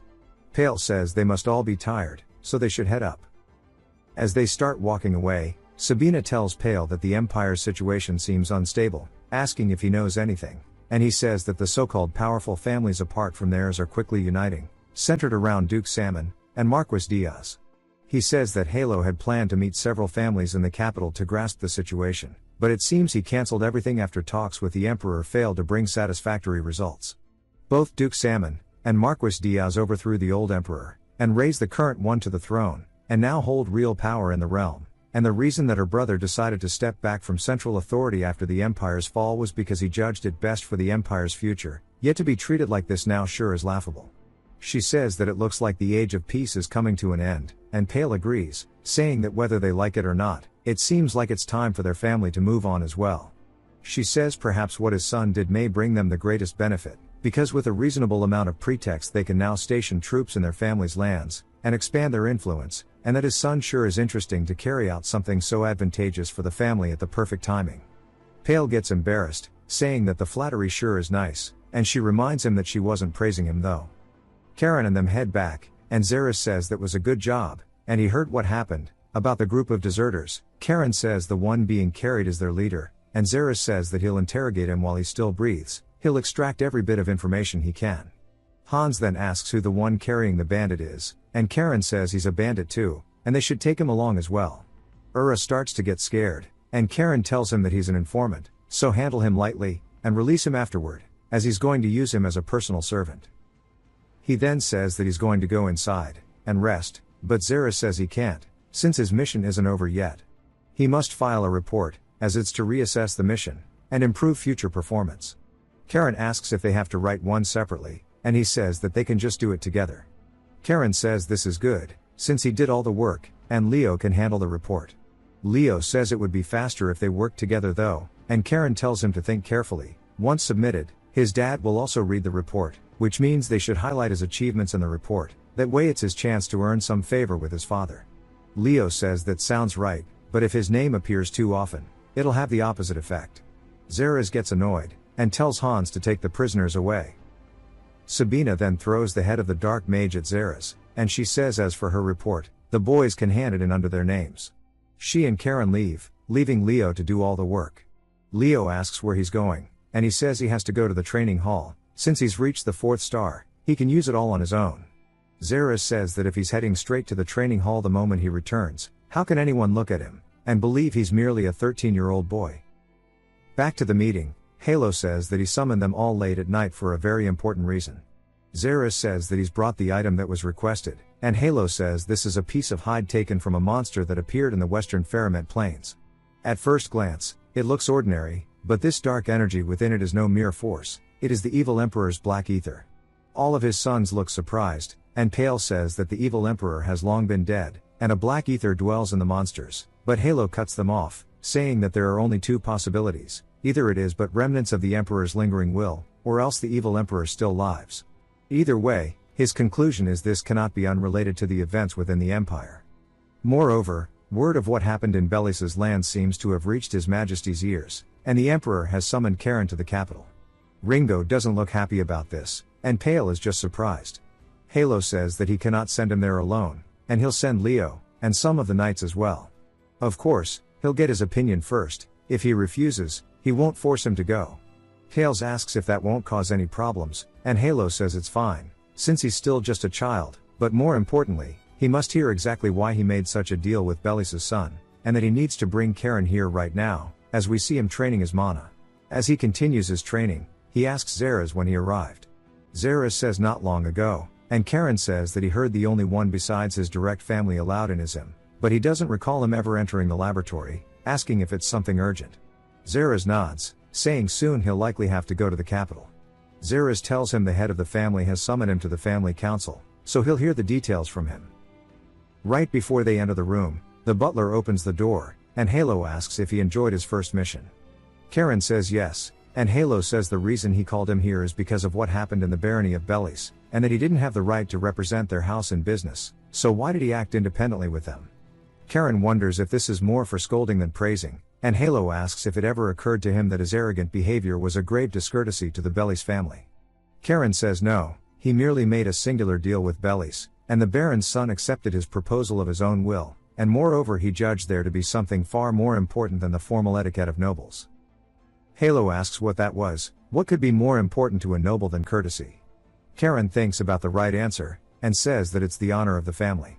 Halo looks like that's a good response, saying that considering the value of the deal he could have boasted of his own achievement, yet instead he put the family's benefit before himself, and stepped back. Halo says that's excellent tact, and the joy of not being removed from the family and simply being successful is icing on the cake. His uncles stare at him, and Karen says they are watching very warily, but Halo says very well. In the end, the deal he brought will be of great benefit to the house, and that Pale can handle the negotiations. As there is nothing wrong with his father shining with the merit his son brought, Pale says that he will depart for the barony at daybreak. Halo then says next, concerning the letter from the Emperor, His Majesty has summoned him, as word of him has already reached the capital. Karen says according to Zeres, even before Halo returned, the Emperor's letter had already arrived, and he wonders if the Emperor's intelligence network is that good. He says that he knows the current Emperor is just a puppet, and it must be the powerful noble network. There is some awkward silence in the room, and Halo tells him that if he doesn't want to, he doesn't have to go. He must have realized what it would mean to head to the capital at this time. The noble houses there will surely want to confirm who he is, and it may be wiser not to draw attention, so avoiding the capital is an option. Zeres looks at Halo and wonders why his father is giving him the choice, since he doesn't have to. Karen says of course he will go, he'll even get to see his grandfather on his mother's side after a long while, but he wonders if he's going alone, saying that Leo also carried out the mission with him. Halo says that if he goes, Leo will accompany him, and Han's squad will escort him. Karen asks why, if his grandfather is there, does he need an escort? Halo says he shouldn't flatter himself, they're not assigned because he's special, it's because no one knows what trouble he might cause next. Some time later at Belis's barony, they're wrapping up the negotiations. Pale thanks them for their efforts, and asks Rohan if his father is also aware of these terms. Rohan says of course, as his father agreed.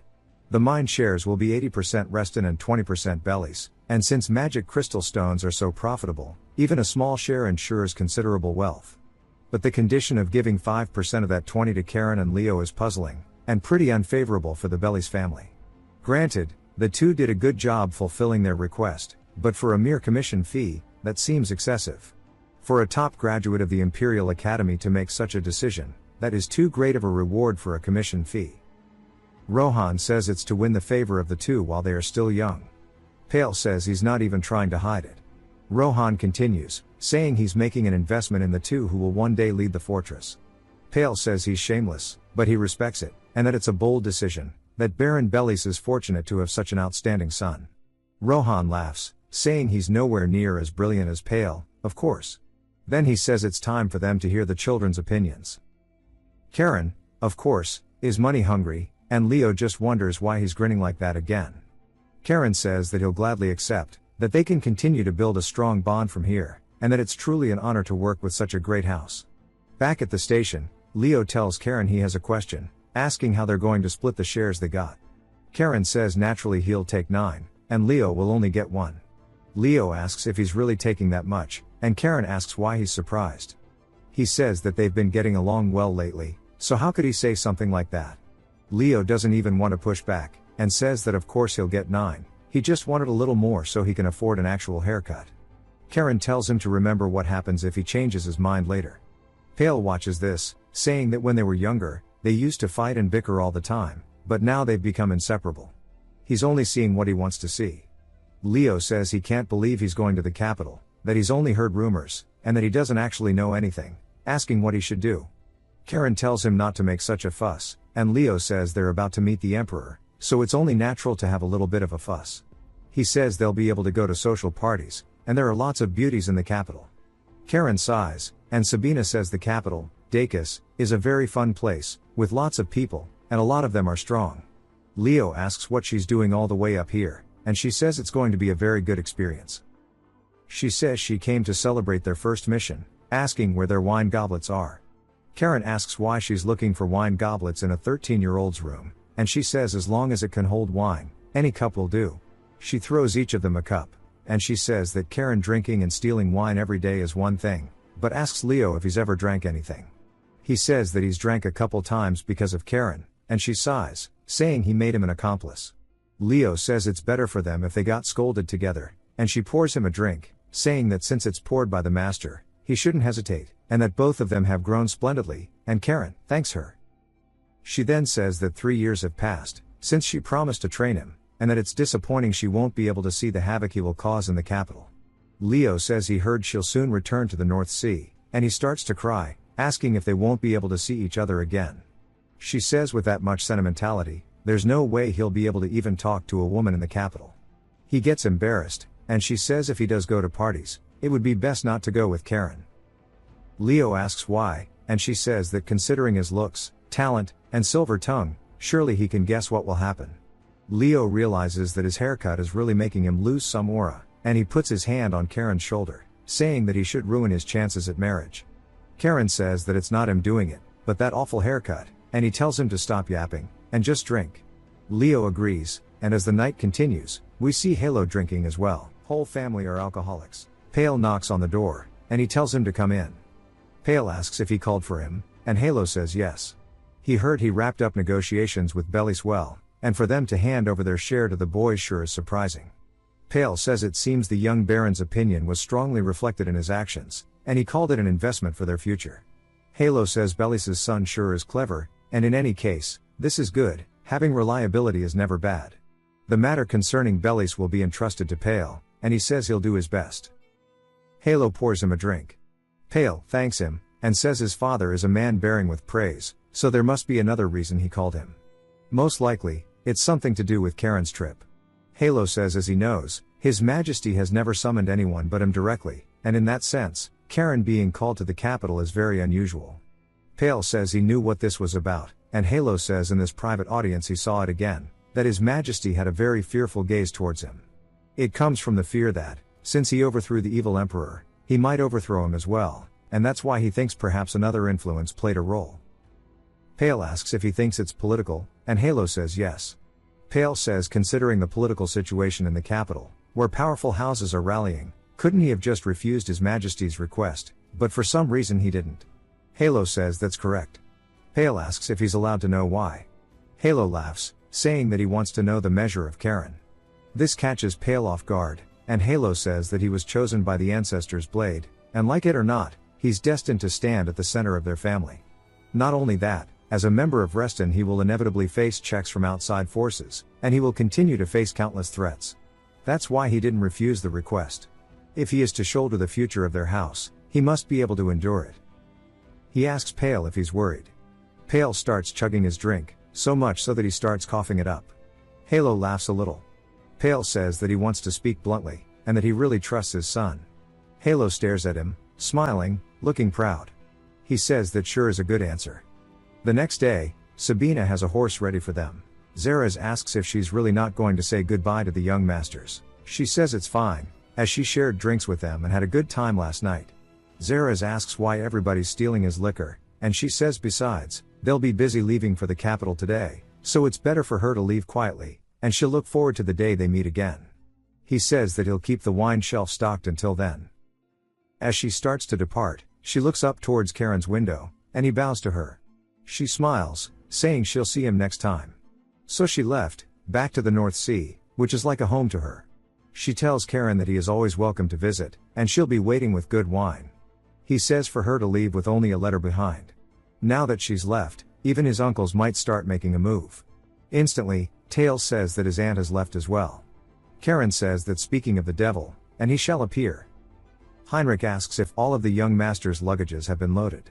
They say yes. They continue yapping with their clothes. Karen asks Zeres why they have to make such a fuss about them leaving. Zeres says of course, since the young masters will be meeting His Majesty as representatives of the family, they need to present themselves the best they can.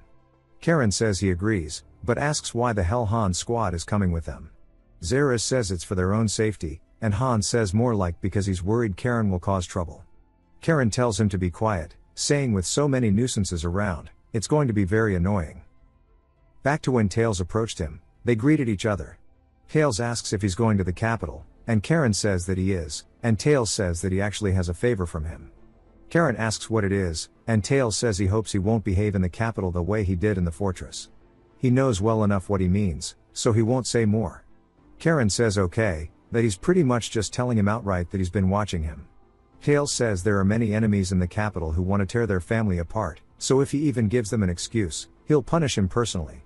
Karen thanks him for the words, saying that he'll live up to his expectations. Tails says that's good, and that he should return safe and sound.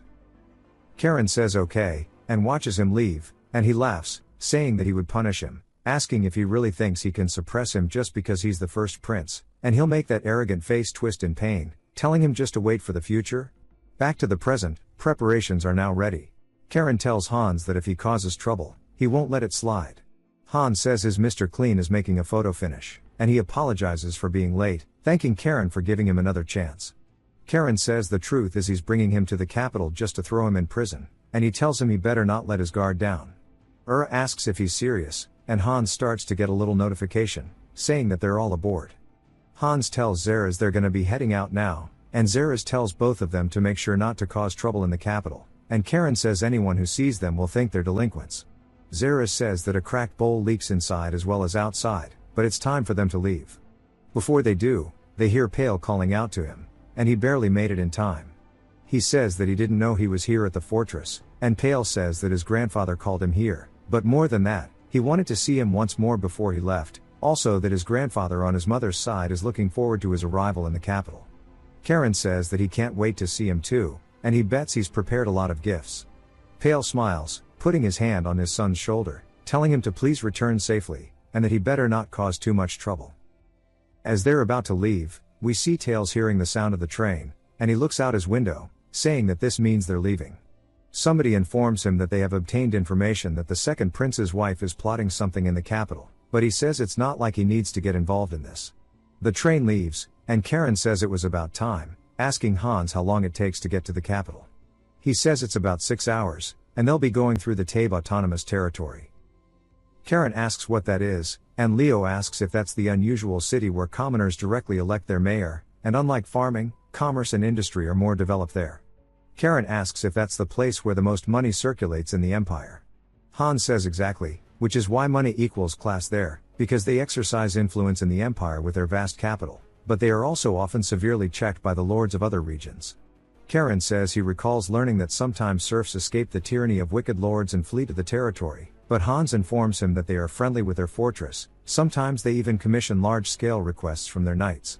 Karen says if he gets the chance he'd like to visit them sometime. The announcer on the train tells them they'll soon be entering the territory, and Karen says that maybe he'll sneak away after the schedule's done. Leo says he would like to go too, but then he starts to hear a sound, looking over, seeing his sword reacting to something, and for it to react means there is danger nearby. He wonders if Tails or Ringo planted someone among the entourage, but he says there's no way they're that foolish, and he realizes what it must mean. He tells Hans to contact the territory immediately. Hans asks why, and he says there's no time to explain, they need to alert the others to prepare for attacks. He then starts doing so, and Karen says if the threat is from outside rather than inside, he wonders how they plan to attack a moving train. We see a fuse lined up on the ground, as they have a bunch of barrels of explosives set along the railroad tracks. A man raises a hand, saying it's time. As they start to light it, we see an entire group. He tells them to hurry up and get it done since they're coming, and it finally starts to light.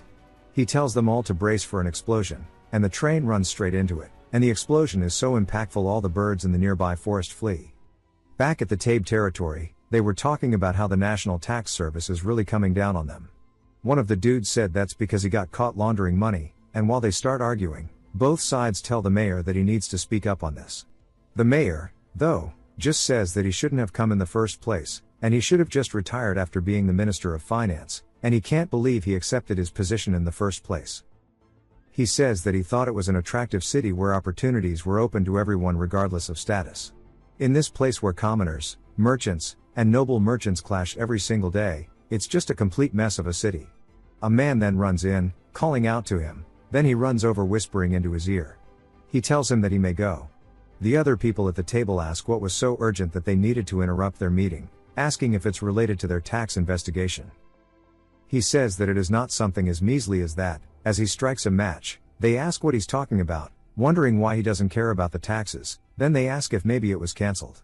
He says not exactly, but it was more like he told the tax investigators to screw off, and 5 minutes ago, the capital-bound train departing from the Reston house exploded, and he heard that the Grand Duke's grandchildren were on board. They ask him to explain more, and he asks if they really don't understand, as it means that they're pretty much all as good as dead now because of what happened to his grandson, as Karen's coming back too.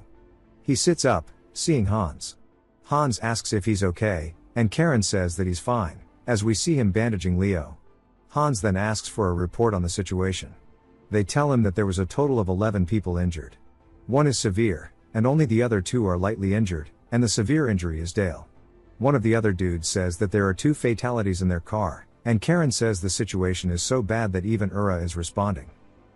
Karen asks Hans if he knows where they're at right now, and Hans says that they're about 10 kilometers from the Tabe territory, and they contacted them before the young masters woke up, so they should be mobilizing a unit by now, and that he and the squad will buy time, so they should both run as far as they can.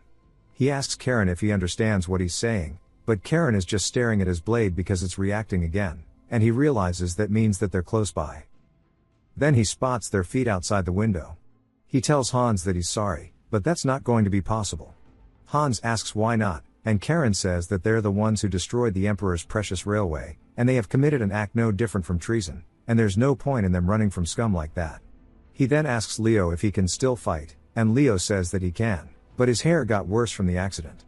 Karen instantly cuts the legs off one of the dudes, saying that there's only one choice then. The other attackers see the dude fall onto the ground, and the guy who's got his leg cut off looks up at Karen glaring down at him. Then he sends him flying with the next attack, saying that they just have to get rid of them all here. As he, Hans, and Leo exit the carriage, he says that there's more than he thought. The rest of the knights now get off the train, as they now all having a crazy WWE stare down. Hans says that they're all at least all 3-star level, and Karen says that he can tell, and the dude at the front is at least 6-star. The attacker tells him that he needs to drop his weapon and surrender, and Karen can instantly tell that his voice is being altered by magic. The man continues, saying that if he cooperates quietly, they'll let the knights and servants go. Karen then informs them that their goal must be to capture him alive, asking if he knows what that means. Hans says surely he's not thinking of doing what he thinks he is, and Karen says of course he is, as he runs forward. He says that means they can't kill him, and he can attack them for free. Hans and Leo just both look at him like he's crazy, and the attackers walk up to meet him. Karen cuts down one of them in an instant, and the rest start to charge in, but so do the knights. As everybody's fighting their own opponent, Karen tells them that they need to quickly charge into the back line, and get rid of them all at once. But he sees that the assassins are a little hesitant, and he asks if he should be going instead. The assassins start talking about how this wasn't in the conditions, and the leader tells them to step aside, as he'll be the one to take care of this personally. Karen says that it's about time for him to step in, but Hans runs in front of him, which catches him off guard. Hans tells him that he's a dangerous opponent, and that he needs to step back, but the assassins tell Hans that he's rushing to his death, and Hans says that they'll have to wait and find out if that's the case. Hans leaps up into the air, and the assassin readies his blade. As they start clashing, sparks fly. The assassin realizes something, as he instantly deflects the blade, causing Hans to hit the floor. Hans as well starts to understand what's going on, as he just instantly deflected his attack. He says based on the movement of this, he now understands that this 6-star is the knight of the Pajar Sultanate within the empire named Shian Hakimi. The empire and the Sultanate are bound by a non-aggression pact, but also why Karen of all people? The Sultanate and the Reston ducal house have no beef. He has to find out directly after all. The tides of battle have now turned in their favor, as the young masters are holding their ground so well. Maybe they can cut Leo's hair now. Hakimi starts to charge in, putting Hans on the defensive, asking if he really has the time to be distracted. Hans tells him that his formation has already collapsed, and calls out his government ID. He then starts to release his aura, sending him flying backwards, resetting the tempo of the fight. Hans warns him that resistance is meaningless, and he needs to surrender. Hakimi says that he now sees that his group has fallen, and Hans tells him that if he surrenders, at least his life will be spared, and there is no need to die on foreign soil. Hakimi tells him that he has no thought of persuading those who refuse to understand, thus he will only fulfill his mission. His eyes instantly turn black and red, and Hans says this is caused from burst vessels. As his aura starts to take a different hue, Hans tells us that it's called mana backlash, meaning that he has no intention of turning back alive. At this rate, not only will capturing him be impossible, but the young masters are both in danger, and thus he lets his mana run rampant as well, as he starts to prepare to receive the attack fully. Hakimi gets closer, and Hans resolves himself to let his mana burst, as his eyes turn bright blue. Karen, though, tells him that he's disappointed. Karen says that he thought he came along to keep him from making trouble, but it seems like he's the one doing that, wondering if he's already given up on his role. Hakimi turns, surprised that he's on the attack, wondering what he's doing, and Karen says that he'll do as he pleases, as he charges in, sending Hakimi's arm flying. Hakimi then distances himself from him, and tells Karen that he's a monster. Karen asks if that's supposed to be praise, saying that he'll take it, but then he notices that his blade is starting to resonate once more, and he says that means that there is still a threat remaining. He asks Hakimi exactly what he is scheming, and Hans sits there staring, processing the situation. Hakimi says that he bears no grudge, and he's sorry, and Karen just asks what he's apologizing for. As his mana starts to grow even more rampant, Hans instantly sees what's going on, telling all the squad members to protect Leo. Leo just sits there staring, looking clueless as hell, and all the men go to jump to protect him. Hans does the exact same thing to Karen, as he causes him to fall to the floor. He asks Hans what he's doing by this, and Hans tells him that it's a self-destruction spell, and that it's because of his incompetence. As the mana continues to swirl violently, we see Hakimi's body starting to collapse, followed by a massive explosion, one that puts the earlier one to complete shame, and Hans begins to shield Karen with his body. Karen then hears a voice in his head calling him foolish, saying that since he let them taste the fresh blood of knights after so long, they'll do their part. If he doesn't want his eyeballs bursting, then he needs to close them tightly. Eventually he comes to, and starts waking up Hans. He asks how long he's going to keep laying there, and kicks him. Hans says that he threw himself to protect him, asking where the respect is, and Karen says he never asked him to save him. He then hears the voice once more, saying if not for them, it wouldn't have ended this way. He then says that now that he thinks about it, he wonders what it was coming from, and looks down at his blade, as the voice continues, saying that he probably has been reduced to nothing but scraps of flesh, and he should be grateful. Karen ignores it, as Guillotine continues, asking if he's even listening. Karen just surprised that a sword can talk, and says that it's talking a little too much. The thing is, he didn't know this was an ego sword, and we see an example of how big the second explosion was compared to the first. The soldiers start helping each other out of the wreckage, and Karen's still just hung up on the ego sword thing, and he says that he's heard that blacksmiths who go mad forge blades out of souls that can talk to you. Guillotine says that if he compares him to a demon sword one more time, he'll cut his head off. Karen says that if he'd cut his head off over something that trivial, why did he even save him? Guillotine calls him pathetic, saying that if they didn't waste magic power saving him from the explosion just now, they'd already have taken his head off. Another carriage starts to roll up, and Hans wonders if it's more enemies, but Karen says that they're definitely not. Guillotine says that all of the magic that was stored up is gone, and they're exhausted. Karen asks if the only way for them to absorb magic power is by cutting down enemies, and Guillotine says that if he wishes, he could have also absorbed the magic in his blood. A knight introduces himself as the captain of the vigilante corps of the Tabe territory, named Hirai. Karen says that if he's craving his master's blood, he's a demon sword after all. Hans introduces himself, and Guillotine says that he's going back to the scabbard. He can't talk to him anymore. Karen says that's perfect, because he needs to stop yapping. He then sheathes him as Hans introduces Karen to Hirai.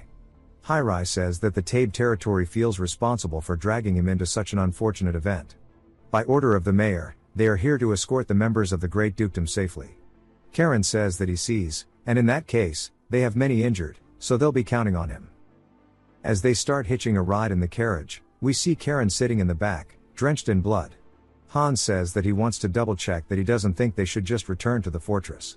The vigilantes and knights are still investigating the site, but who knows what results will come out and when, and it's too early to assume the danger has passed. Karen says that it's fine. They already contacted Zeres before departing, and Zeres should be on his way soon, and that Hans's problem is that he thinks too much.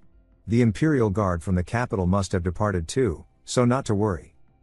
More importantly, the one who blew himself up, he wants to know if Hans knew him. Hans then tells him that he was a 6-star knight of the Pajar Sultanate named Hakimi. Karen says that the Pajar Sultanate is a neighboring nation beyond the Desert of Silence in the Eastern Empire, and he wonders if the non-aggression pact is finally wavering, saying that this is becoming more and more complicated. Hans says that true, relations between the Empire and the Pajar Sultanate had been deteriorating, but this wasn't the sort of stunt they'd usually pull.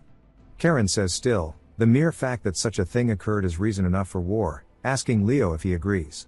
Leo says that he does, but the truth is, he actually wasn't listening, as we see his hand shaking, holding a uniform soaked in blood. He says that he can't get them to stop. Karen says he understands. It was his first time cutting someone down, so no wonder.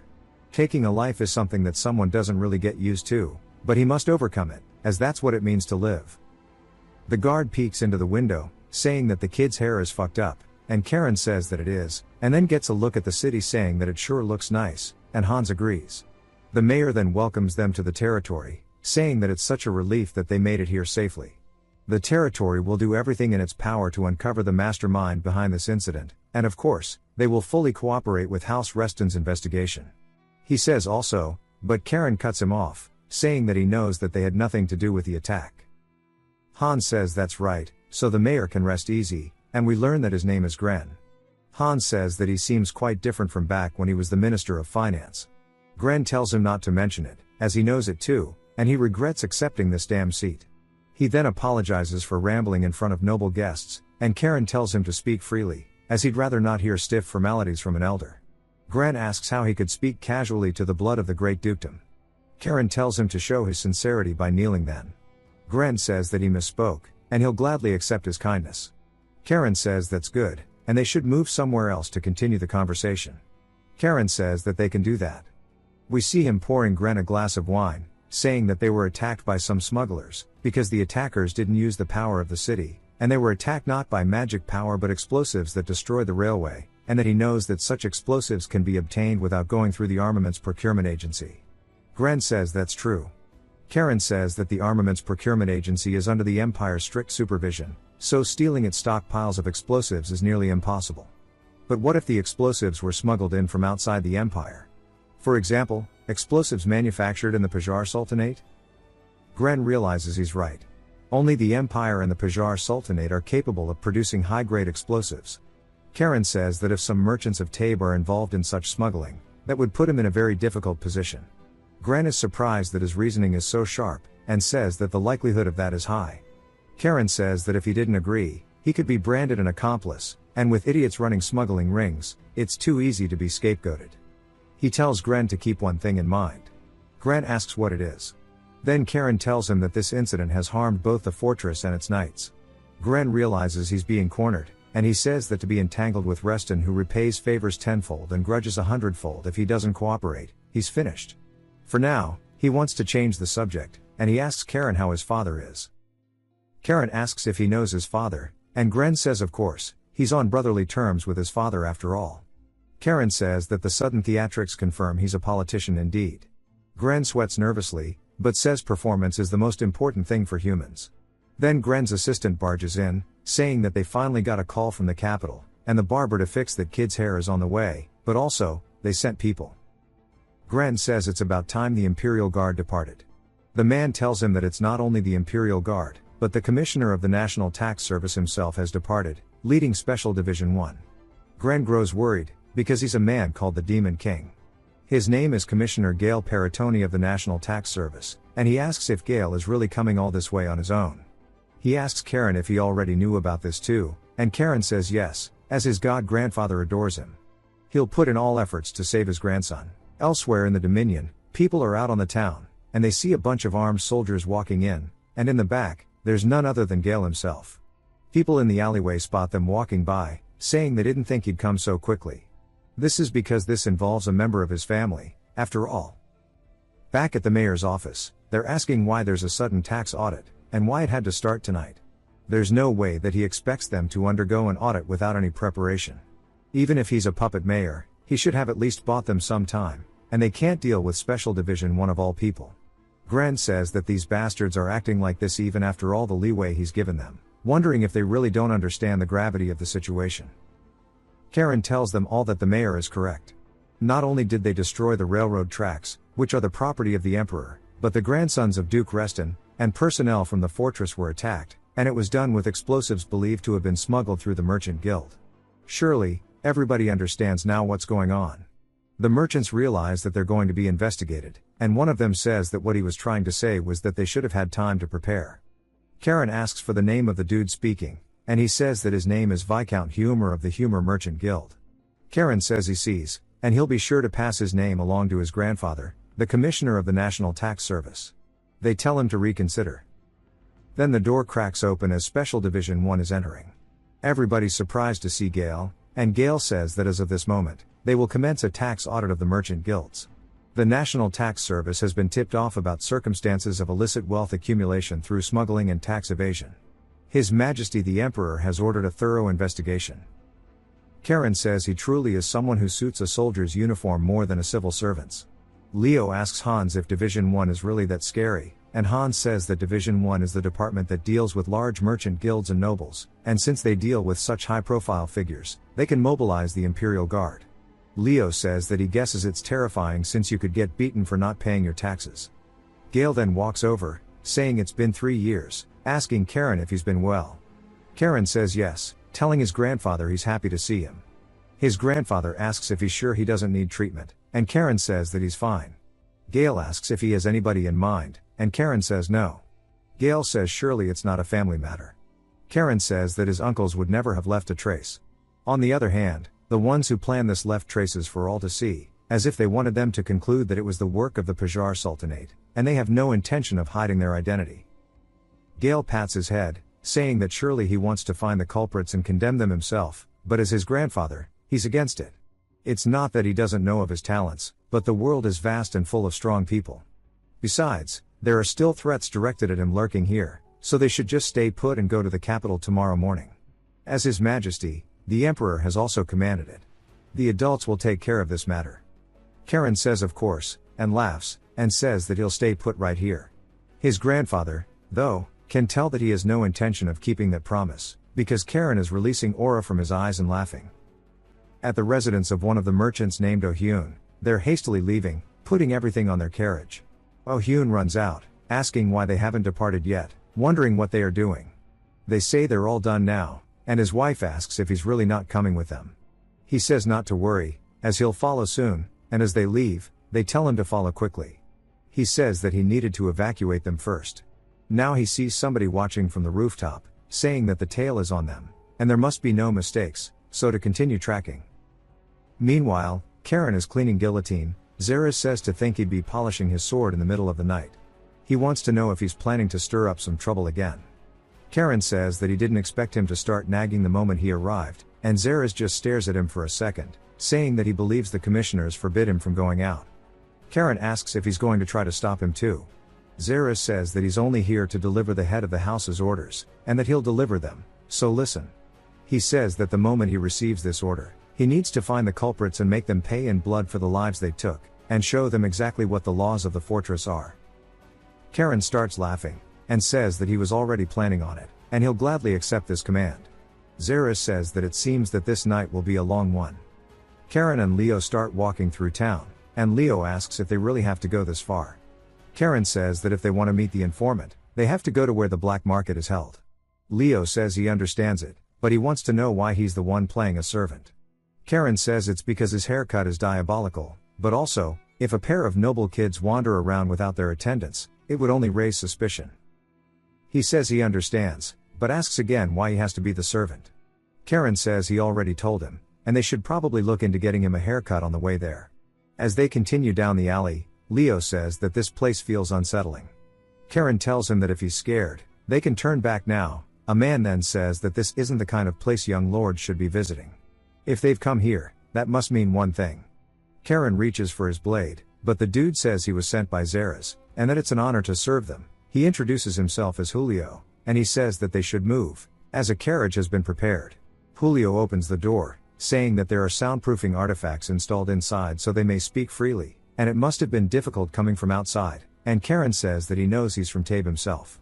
He wants to know how someone from Tabe became an informant for the Reston family. Julio says that he's only repaying the kindness Zeres showed him when he was a child. Karen says that he sees it, and they can get straight to the point. He's obtained intelligence that someone intends to attack the Reston family with smuggled explosives once they head for the capital, asking if he knows who they are. He says that they do. For money has gathered, only 2 trading companies deal with explosives circulating in the black market.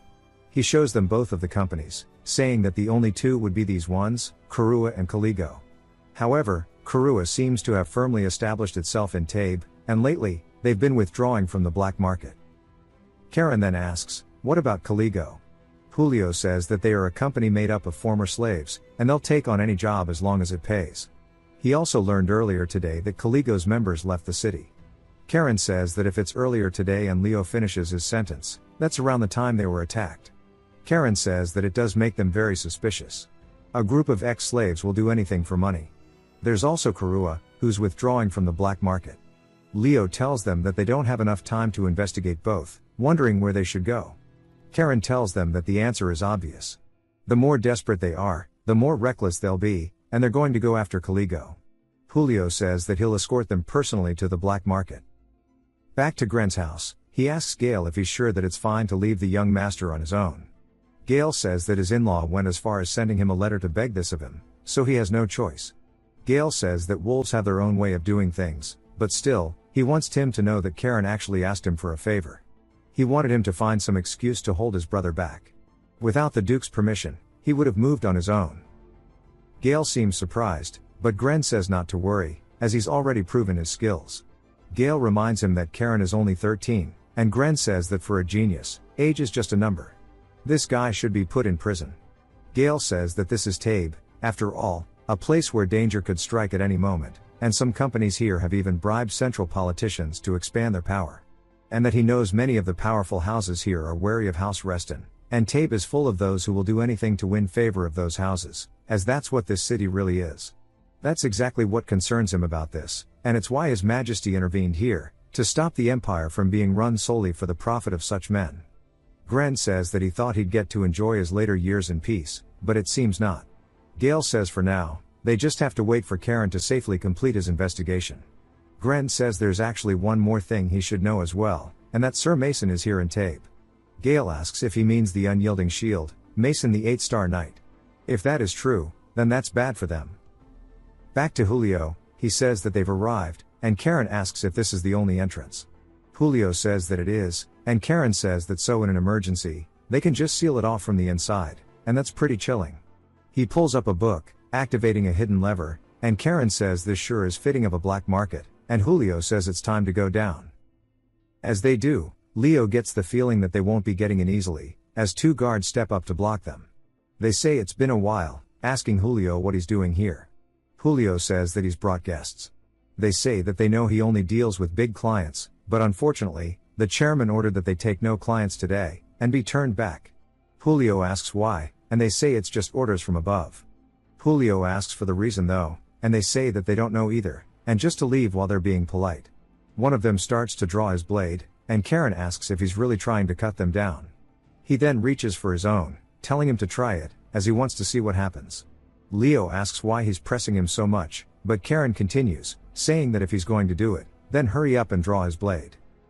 Then, for some reason, he calls Leo by Ura's name, telling him to go for the second plan, and Leo wonders what exactly that means. The guards are to reach for their blades, and so does Leo, because there was no second plan to begin with. The guard who drew his blade first says that he has no choice, but the other one tells him to wait a second. Then Guillotine tells Karen that he's going to say this just in case, but he's rejecting the blood of bastards like them on his behalf.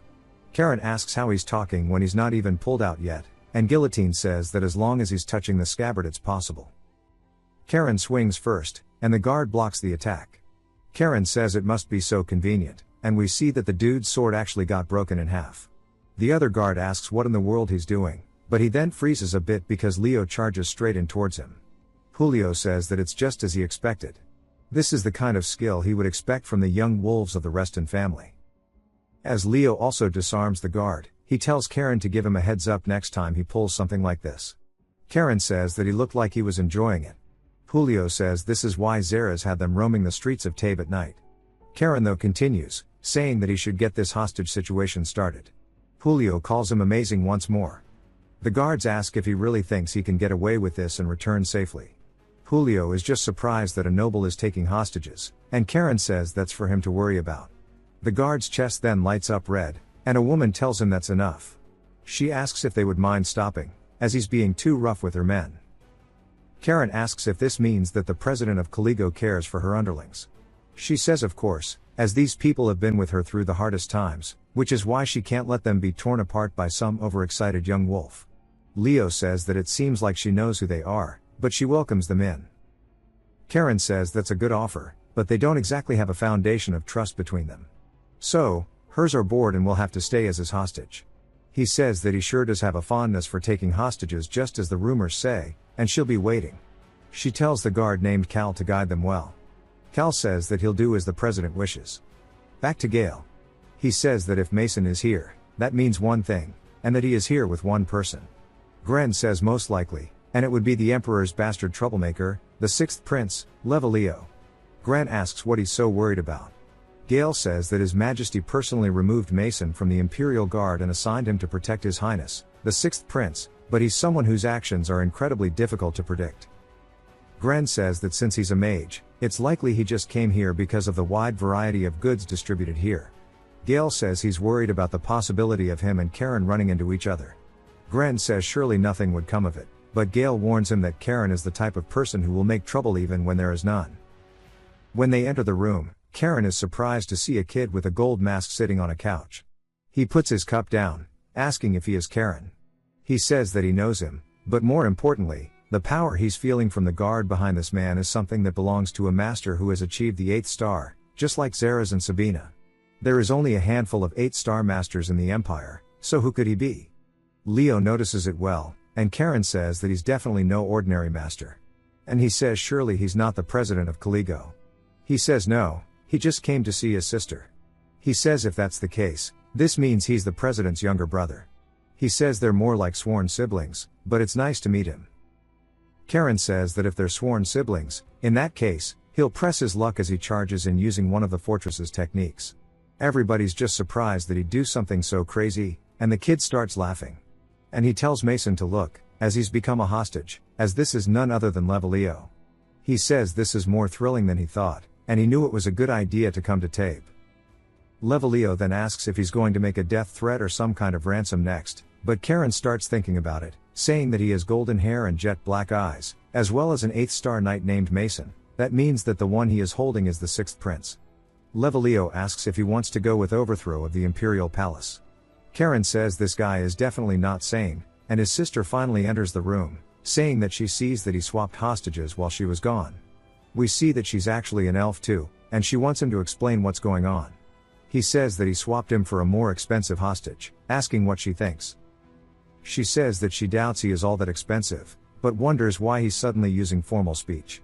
He says that it's because she's an elf, so she must be older, but he can also feel an immense flow of magic power from her, and a similar flow of magic from Levalio too. So they are definitely both mages, although she's far more skilled. He can tell Levalio's not that bad. She says that if he's here looking for the source of explosives used in the attack on their train, it wasn't them. So he can lower his sword, and they can talk normally. He asks why he's meant to believe that, and she says that if she was the one to attack their family, she wouldn't have been so careless to begin with, as to leave behind any form of evidence. As she starts showing her magic prowess, Karen says that with that much power, she's at least a 7th circle mage, and even Leo's surprised, and she asks him if he's in the mood to talk now, or if he still wants to try going down this hostage route. Levalio and Mason take off their mask, and the leader of the Kaligos says that, like she said before, the explosive used in the attack on the Reston family was not supplied by them. They do handle explosives, but those are strictly for experiments. Karen then asks if it was the Kurua merchants. She says that's not the kind of job cowards like the Kurwas could pull off. Karen then tells Levalio to move his damn arm, and Levalio asks what's wrong with him being a little close, and from now on he can just call him Leo like all of his close friends do. Karen says close, my ass, and Mason says that Karen needs to watch his tongue around the prince. Leo tells him not to be stiff, and Mason says that he can't believe that he shares the same name as his kid with a god-awful haircut, but he also mentions how he can't believe that his brother's youngest grandson is such a hooligan. Karen wonders if maybe he knows Halo, but the woman says that it's time to get back to the main topic, and she's sorry for the late introduction. She tells us that her name is Poina, the president of Kaligo, and it's an honor to meet the great 2 grandsons of the continent's greatest hero, Halo. As she mentioned earlier, the explosives from the attack were not theirs, but she can tell them who the culprit is, but there is one condition. Karen says he figured as much, and he wants to hear what it is. She says her condition is that they just become friends with Leo. He says getting tangled up with the imperial family is a bit problematic, and it's obvious how people will see the ducal family and the imperial prince getting friendly. They won't see it as a pure friendship. Leo says so what? Kids can be friends with each other if they want, and besides, it's more advantageous for the Reston family. Karen asks in what way. He says of course, because the Reston family will have to start making its move soon, and this will be a good way to put the imperial family and the central nobles on alert. Karen says that he's not a complete madman. Even so, he wonders why he's going this far. Leo sighs, saying that he's willing to do anything that will screw over his father. His dream is to be a first-class disappointment, asking if he understands him. Karen says no, and he's a certified madman. Poina then asks what he will do, as the nights and the tape are long, but they don't have that much time today. He asks what she means by that. She says that the Imperial Guards who came with Special Unit 1 have a different objective. Karen asks what that is, and she says this is the case where the grandsons of the Reston family were attacked, and yet the Imperial Guards are actively trying to solve the case. And she wonders if he ever thought about why. He asks if she's trying to say that the Imperial Guards colluded with the culprit. She says that the answer to that could change depending on who the culprit is, but what's clear is that the Imperial Guards' objective is different from theirs. This document contains everything they've tracked on the culprit's movements in the series of events, and she wants to know if he will accept her proposal.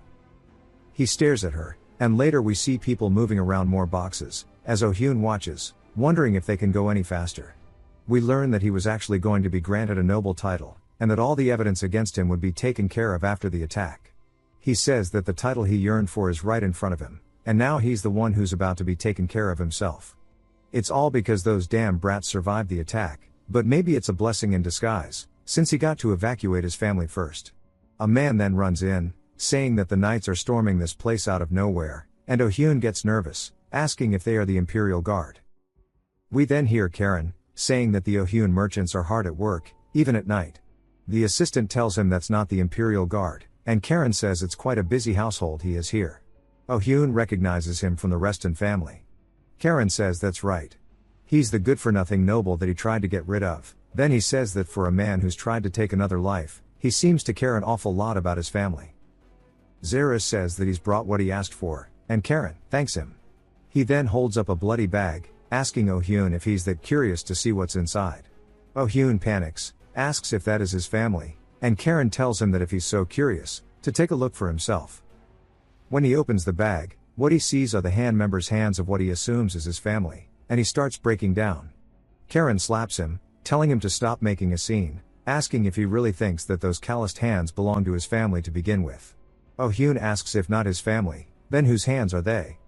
Karen says they belong to the assassins his business partner sent to harm his family. Oh-hyun starts crying, thanking him for saving them, and Karen tells him to stop celebrating. He conspired with them and planned the attack on his family, and people lost their lives because of it. He only saved his family because they are innocent, but he is not. He's going to spend the rest of his life in the underground prison of the fortress, with endless torture of course. He tells Zeres to take him away. Back to Poina. She says there are a lot of rumors going around about the Emperor's failing health, and she wants to know from Leo what the situation is like in the capital. He says that it's chaos among the nobles because of it, and only the old geezers pushing for war are having a field day, and that the internal conflict with the Imperial Guards is getting worse. She says that the clash between those who've joined hands with the warmongers and those who haven't is intensifying, but, thanks to her, he's gained a reliable supporter. He thanks her, and then says that Karen definitely is on his side now because of his charms, and she says that he wasn't like this when they first met. He says that's true, though. As soon as he arrived in the Tabe territory after barely escaping from the internal strife, his mother was assassinated, and if Mason hadn't been there back then, he probably would have followed his mother in death. If he hadn't met her in the city, he never would have learned magic, and just as the two of them are the reason he is who he is today, Karen will also become an important person in his future. Back to the mayor's place, we hear Gale asking him what that means. Gren says that publicly announcing the facts of the attacks and the investigation details is too much. Gale agrees, saying that if it gets out, it will tarnish the family's prestige, asking if he's okay with that. Gren just wants to know if he's going to hold Karen responsible. Karen says that this is not something he'll have to take responsibility for, and this is just to make it so those behind the scenes can't even think of covering it up, and that Gren will become a righteous mayor who stands against injustice. Zeres recalls Halo telling him to let Karen do as he wants, and he doesn't know what he's planning, but since it's his master's order, he can't go against it, and he's just going to have to watch as Karen's telling everybody to just trust him on this. Back at the Reston house, the butler tells Halo that a message has arrived from Karen. Halo asks if he's really trying to announce the details of the investigation, and damages from the attack.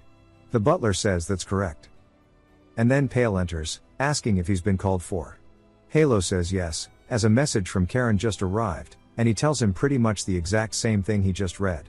And that the council has promised their full cooperation to prevent it from happening again, and he asks Pale what he thinks.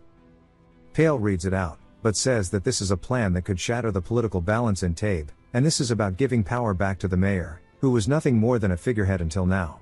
Halo says indeed, until now the councilmen have held immense power, but announcing that a councilman was involved in a terrorist attack will be a significant blow to them, and he's a reckless brat through and through, but he succeeded in his revenge this time. It's also allowed their family to further increase their influence over Tabe. Pale says that he's grateful that he thinks so highly of his son's abilities, but reminds him that he's only 13, and that he's entrusting way too much responsibility to a young boy. Halo says that he was the one who told him to have faith in his son. A wolf must walk a wolf's path, and he knows that he's worried about his child who just took his first step into the wild, but how about he trust him to the very end, just as he said he would? Pale says that he will. And then Halo says that he's grateful for him, and this should serve as a sufficient warning to anybody in the capital, and to those Imperial Guard lackeys who cling to power, and he says that if someone else were here, they would have surely cut off all of their heads. And he tells Pale to prepare for the coming storm, as the time has come for Reston to move again. Back to Tabe. The mayor says that he's ashamed that such an incident has occurred in their city. for a member of the council to stoop so low for a mere sliver of power, to try and kill the grandson of Halo, the greatest hero on the continent. The citizens start cheering, telling him to get rid of the rotten councilman, and Gren says that to return the city to the citizens, he'll make sure that he puts every effort he has towards that. Leo says that he blends in like a fish in water, and Gale says that Gren is an excellent politician. A great politician never misses an opportunity that comes his way. Leo asks if all politicians in the capital are like that, and he says of course not. The reason that Gren was able to reach such a high position is because he has the skills to back it up. Leo says that the mayor is actually way more impressive than he looks. Gale though is just surprised that a plan made by a 13-year-old was approved by the patriarch of the family, and that Halo sure does think highly of his abilities. He might even be included in the line of succession at this rate, but whether that's a good thing or not, only time will tell. Karen tells Gale he has a question, and he asks if he's okay. Gale asks why he wouldn't be, and Karen says that he's become entangled in a matter involving the interest of the Reston family, and he heard from his mother that he dislikes having personal interests intertwined with his public duties, and he was worried that he made him break his principles. Gale says that sometimes a moment must come when one must break their own principles, and besides, it's not like he really broke any this time. His Majesty the Emperor was also planning to keep those in power here in check, so he's completely fine with everything that's happened. And one day, if something like his principles gets in the way of doing the right thing, he shouldn't hesitate to break through them. And he has something to take care of before returning to the capital, so he's going to be heading out now. As he leaves, Leo asks Karen where that barber from the capital is, but he also wants to know what part of the mayor's speech everybody likes so much. Karen says that it's simple. The mayor declared that he will tear down the established powers, and if the firmly established powers collapse because of this, other people will get an opportunity, so of course they're happy. Leo says that even if he says that, he doesn't understand, and Karen tells him that's because he grew up like a flower in a greenhouse. Leo says that's not something you should be hearing from the richest family in their lineage. That night at Gren's place, Karen tells him that that was a great speech, and thanks to him, everybody has tons of energy. Gren says that it was all thanks to him for giving him a just cause, and Karen says that he's grateful that he put it that way. Gren tells him he's merely stating facts. And then he wants to know about the knights. Karen says additional troops have already been dispatched from the fortress, and Gren laughs, saying as expected of the Duchy of Reston, they sure are quick at everything. Leo asks if this is what they call playing politics. Gren says that they still need to prepare for the capital tomorrow, but he's held them up for too long. Karen says not at all. They also have something to give him. He asks what it is, and Karen reaches into his outfit and pulls out a bag of money, saying that he's going to need a bit here and there if he's going to do great things. As soon as he pulls that out, he starts to pog out of his gourd, and Karen tells him that it's just a small something prepared with the profits they made from their magic stone mine in the Bellies territory, and that this is their little secret. Leo, though, of course, never agreed to this. Later, we see them all ready to depart, and Zeres tells Karen that the carriage is almost fully loaded, and that the Imperial Guard will be in charge of the escort to the capital. Karen says that it doesn't sit right with him, but Zeres tells him that it was a matter approved by the Patriarch. Leo says that if Hans is injured, he wants to know if Zeres is going with him. He says he would like to, but he's been tasked with escorting the prisoners and the injured, so instead, Sir Hugo will be in charge of their escort. Karen says that Hugo is the son of his eldest uncle, Tails, and a genius who reached the initial phase of 6-star at the age of 28. Karen says that he doesn't like anything about this. And then a car pulls up. As Levaleo starts greeting them, he waves out the window, asking if they had any breakfast. Karen asks if maybe they just can't go to the capital instead, but Zeres says they have too. Levaleo asks Karen if he's not excited to go to the capital together. He says not really, but he wants to know what he's doing here. Levaleo says that he knew he's not happy about being escorted by the Imperial Guard, and he gets it, since they have a rocky relationship together, but he shouldn't worry, as he's here with him after all. He says that he's been waiting for him, as a man approaches them, saying that he was delayed finishing up the case of the destroyed railway.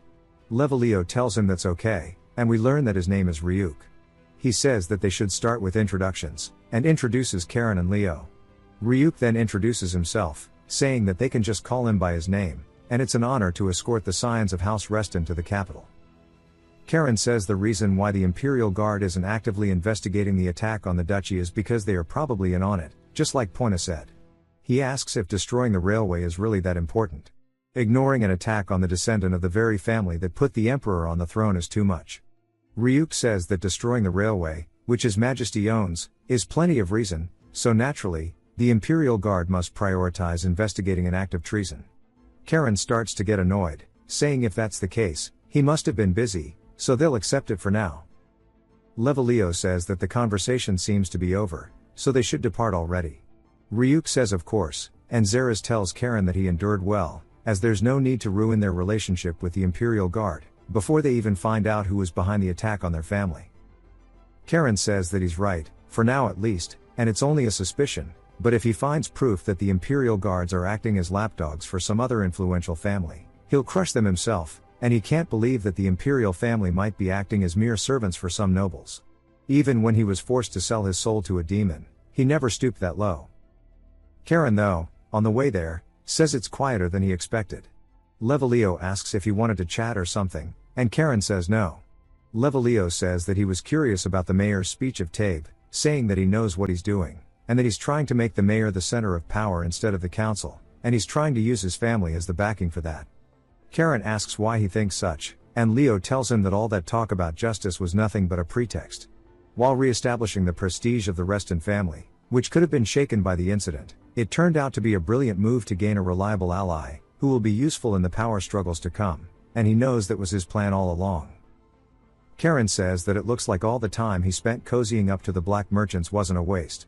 Levalio says that he could say he came up from the streets himself, as he's been through all sorts of things just to survive, so surely he would have that much sense to begin with. Karen says that that sounds believable. But then Leo starts to hear a sound in his pocket. When he takes it out, he hears Poina asking if he's traveling well. He says of course, but it's low-key a little frustrating, as Karen is totally ignoring him.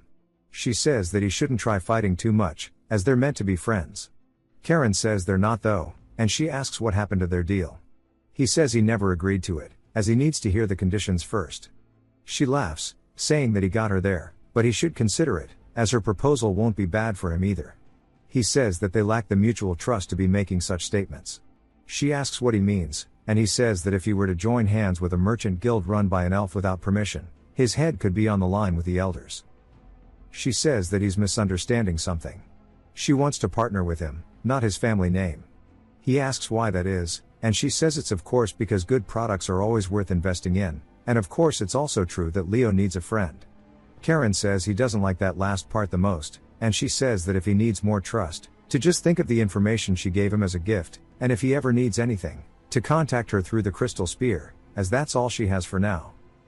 Leo laughs, telling Karen they should get along, and he says the two of them are exactly alike in their self-centeredness, and he hands him the thing so he can call her whenever he wants. Levalio looks out the window, saying it looks like they're almost there, and when Karen glances out the window, he sees a giant gate being opened, as he's being welcomed to the capital. Inside, they head to where they're staying. Leo tells him that if there's anything he wants to see, call him, as the tour is free. Karen says no thanks, and Leo drives off, saying they'll be seeing each other soon anyway, so not to be disappointed. As he leaves, Ryuk says that he'll be on his way as well. Karen thanks him, and Ryuk tells him not to mention it, and they'll meet again later. As they ride off, Karen says of course they will, but he doesn't know when they will. They actually get that chance. Leo, with the awful haircut, asks if he knows what that brightly shining tower is. Karen tells him that it's the magic tower. Leo asks if that's the one with the mages in it, and he says of course, because it's in the name. Leo says that it looks really cool, and Karen agrees. He says it looks like the mages spent a fortune on it, and it's completely different from 50 years ago. The magic tower is finally starting to feel real, now that it's in the capital. He smiles, and says this is no different from him returning to his own grave. Hugo then says that it's about time, and when they turn around, they're surprised that they didn't even sense him there. Leo starts tweaking, and Karen says that he couldn't sense even his presence, so his level sure is up there. This is one of the people they call the greatest geniuses of the Empire. He says that they've had a long journey, and they've done well. Hugo says that if he's not mistaken, this is their first time meeting. Karen says it's a pleasure to meet him. Hugo tells him that if he had known that their youngest was so impressive, he would have visited the fortress sooner. Karen says that he flatters him, and he's just as impressive as the rumors say. Leo just wonders if they're going to be okay. Then a woman exits, welcoming them. Hugo turns, and Karen calls out for his grandmother. She says that it's been so long, saying that he's grown so much. He says it's good to see her. She says it's good to see him too. She's prepared a bath for him to wash up and rest. Leo thanks her. Karen says that grandfather has some business to attend to, so he'll be late. She says that she was told beforehand that they can go ahead and head inside, as they need to buy brooches for the banquet tomorrow. He needs to make sure he goes to bed early. They'll move his luggage to his room as soon as it arrives. Hugo just stares at his hand, asks if his mana was really pushed back. He says that when he sent out his mana to test his strength, he used his own mana to clash against his, not the calm sea-like azure mana, but a mana like the violent waves of a raging storm. He recalls his father Tails telling him to keep a close eye on his cousins, so they don't get into any more trouble in the capital. Hugo says that he's definitely someone he needs to keep an eye on, and he wonders just who in the world Karen is. After Karen takes his bath, he gets into his room and plops down into his bed, saying that he can't really be sent to his mana without any warning, and that Hugo is an unpredictable dude, though he is a lot different from Tails, but whatever, he's back in his own grave after 50 years, so why not unwind with some booze that he swiped from the prince's carriage. As he goes to open it, he looks towards his blade and pours some on Guillotine. Guillotine asks what this is, saying that if he's going to give him something, to at least make it his blood. Karen says he just needed someone to talk to, and Guillotine says as expected, he's not normal. Karen tells him to understand that this place is like a grave to him. Guillotine says that he knows, but Karen finds it weird, seeing as he never told him this. Guillotine tells him that he read his memories, but Karen brushes it off, saying that's what he expected out of a magic sword to begin with. Guillotine says he's not one of those. Karen says that the blue dragon said he was the sword he used in his past life. Guillotine says that he doesn't know why, but he became a magical sword somehow. Karen asks if he has any memories from back then, but Guillotine says that he doesn't, and when he finds who returned him into a magical sword, he's going to cut their head off 1,000 times. But Karen tells him that he will only be able to do that once, but he's also curious why he doesn't ask the blue dragon himself after going to the North Sea. Guillotine says that Karen's way too weak for that, but Karen says he can just find out on his own then. Guillotine says that childish is to be sulking at a blade. They continue this little banter, but Karen says he has to figure this out. He'll figure out the real meaning behind his second life. It should have been impossible without some great power at play. Guillotine then says that he wants some more. Then he walks over and pours him a little more. That morning, they head out onto the streets of the capital, and everybody's trying to sell their products. Karen tells Leo that he's embarrassing him, as he looks like some country bumpkin. Leo asks what's wrong with it, but Hugo agrees, saying that as a member of the family, he needs to maintain his dignity, and haircut his ass. He also tells Karen to be respectful to his older brother when they're in public, and when it's just the two of them, they can be informal, but in public, he must be polite for the sake of the family's honor. Karen asks if that means he can speak casually with Hugo too when they're alone. Hugo changes the subject, saying that they've almost arrived at the shop. Karen wonders if he's doing this shit on purpose, and spots a clothing store that catches his eye. He asks Hugo if he can stop by here, and Hugo says this is a place that makes clothes for the elderly, asking if he likes it. Even Leo says that he seems to be a bit old-fashioned, and Karen tells him that trends are cyclical. Leo asks if that's the case, and Karen asks what he would even know about fashion to begin with.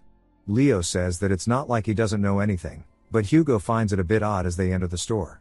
A man says for such young nobles to visit his shop, he wants to know if this is truly alright, and he's sorry, but he doesn't make clothes typically that are worn by children of the younger generations, but he'll do his best to craft an outfit for him, and he wants to know who it is that wants the clothes.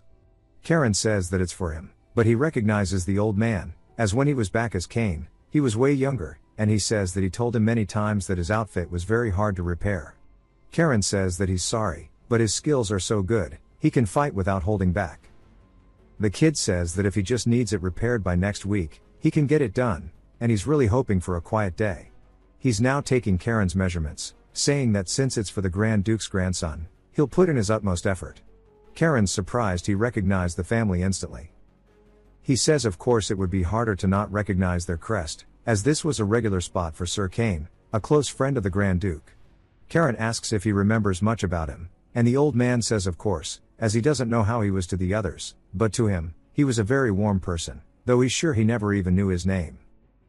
Karen says that now that he thinks about it, for all the years that he came into the shop, he always just called him kid, but surprisingly, being remembered by someone feels nice. Karen then asks for his name, and the old man finally tells him that his name is Ruin. A woman then barges in, asking her grandpa if he heard the news, as Kane's enemy, the grandson of Grand Duke Halo, entered the capital, but as soon as she starts saying that, she realizes who's in the room with her. She freezes up, and Karen just wonders why he's being called Halo's enemy.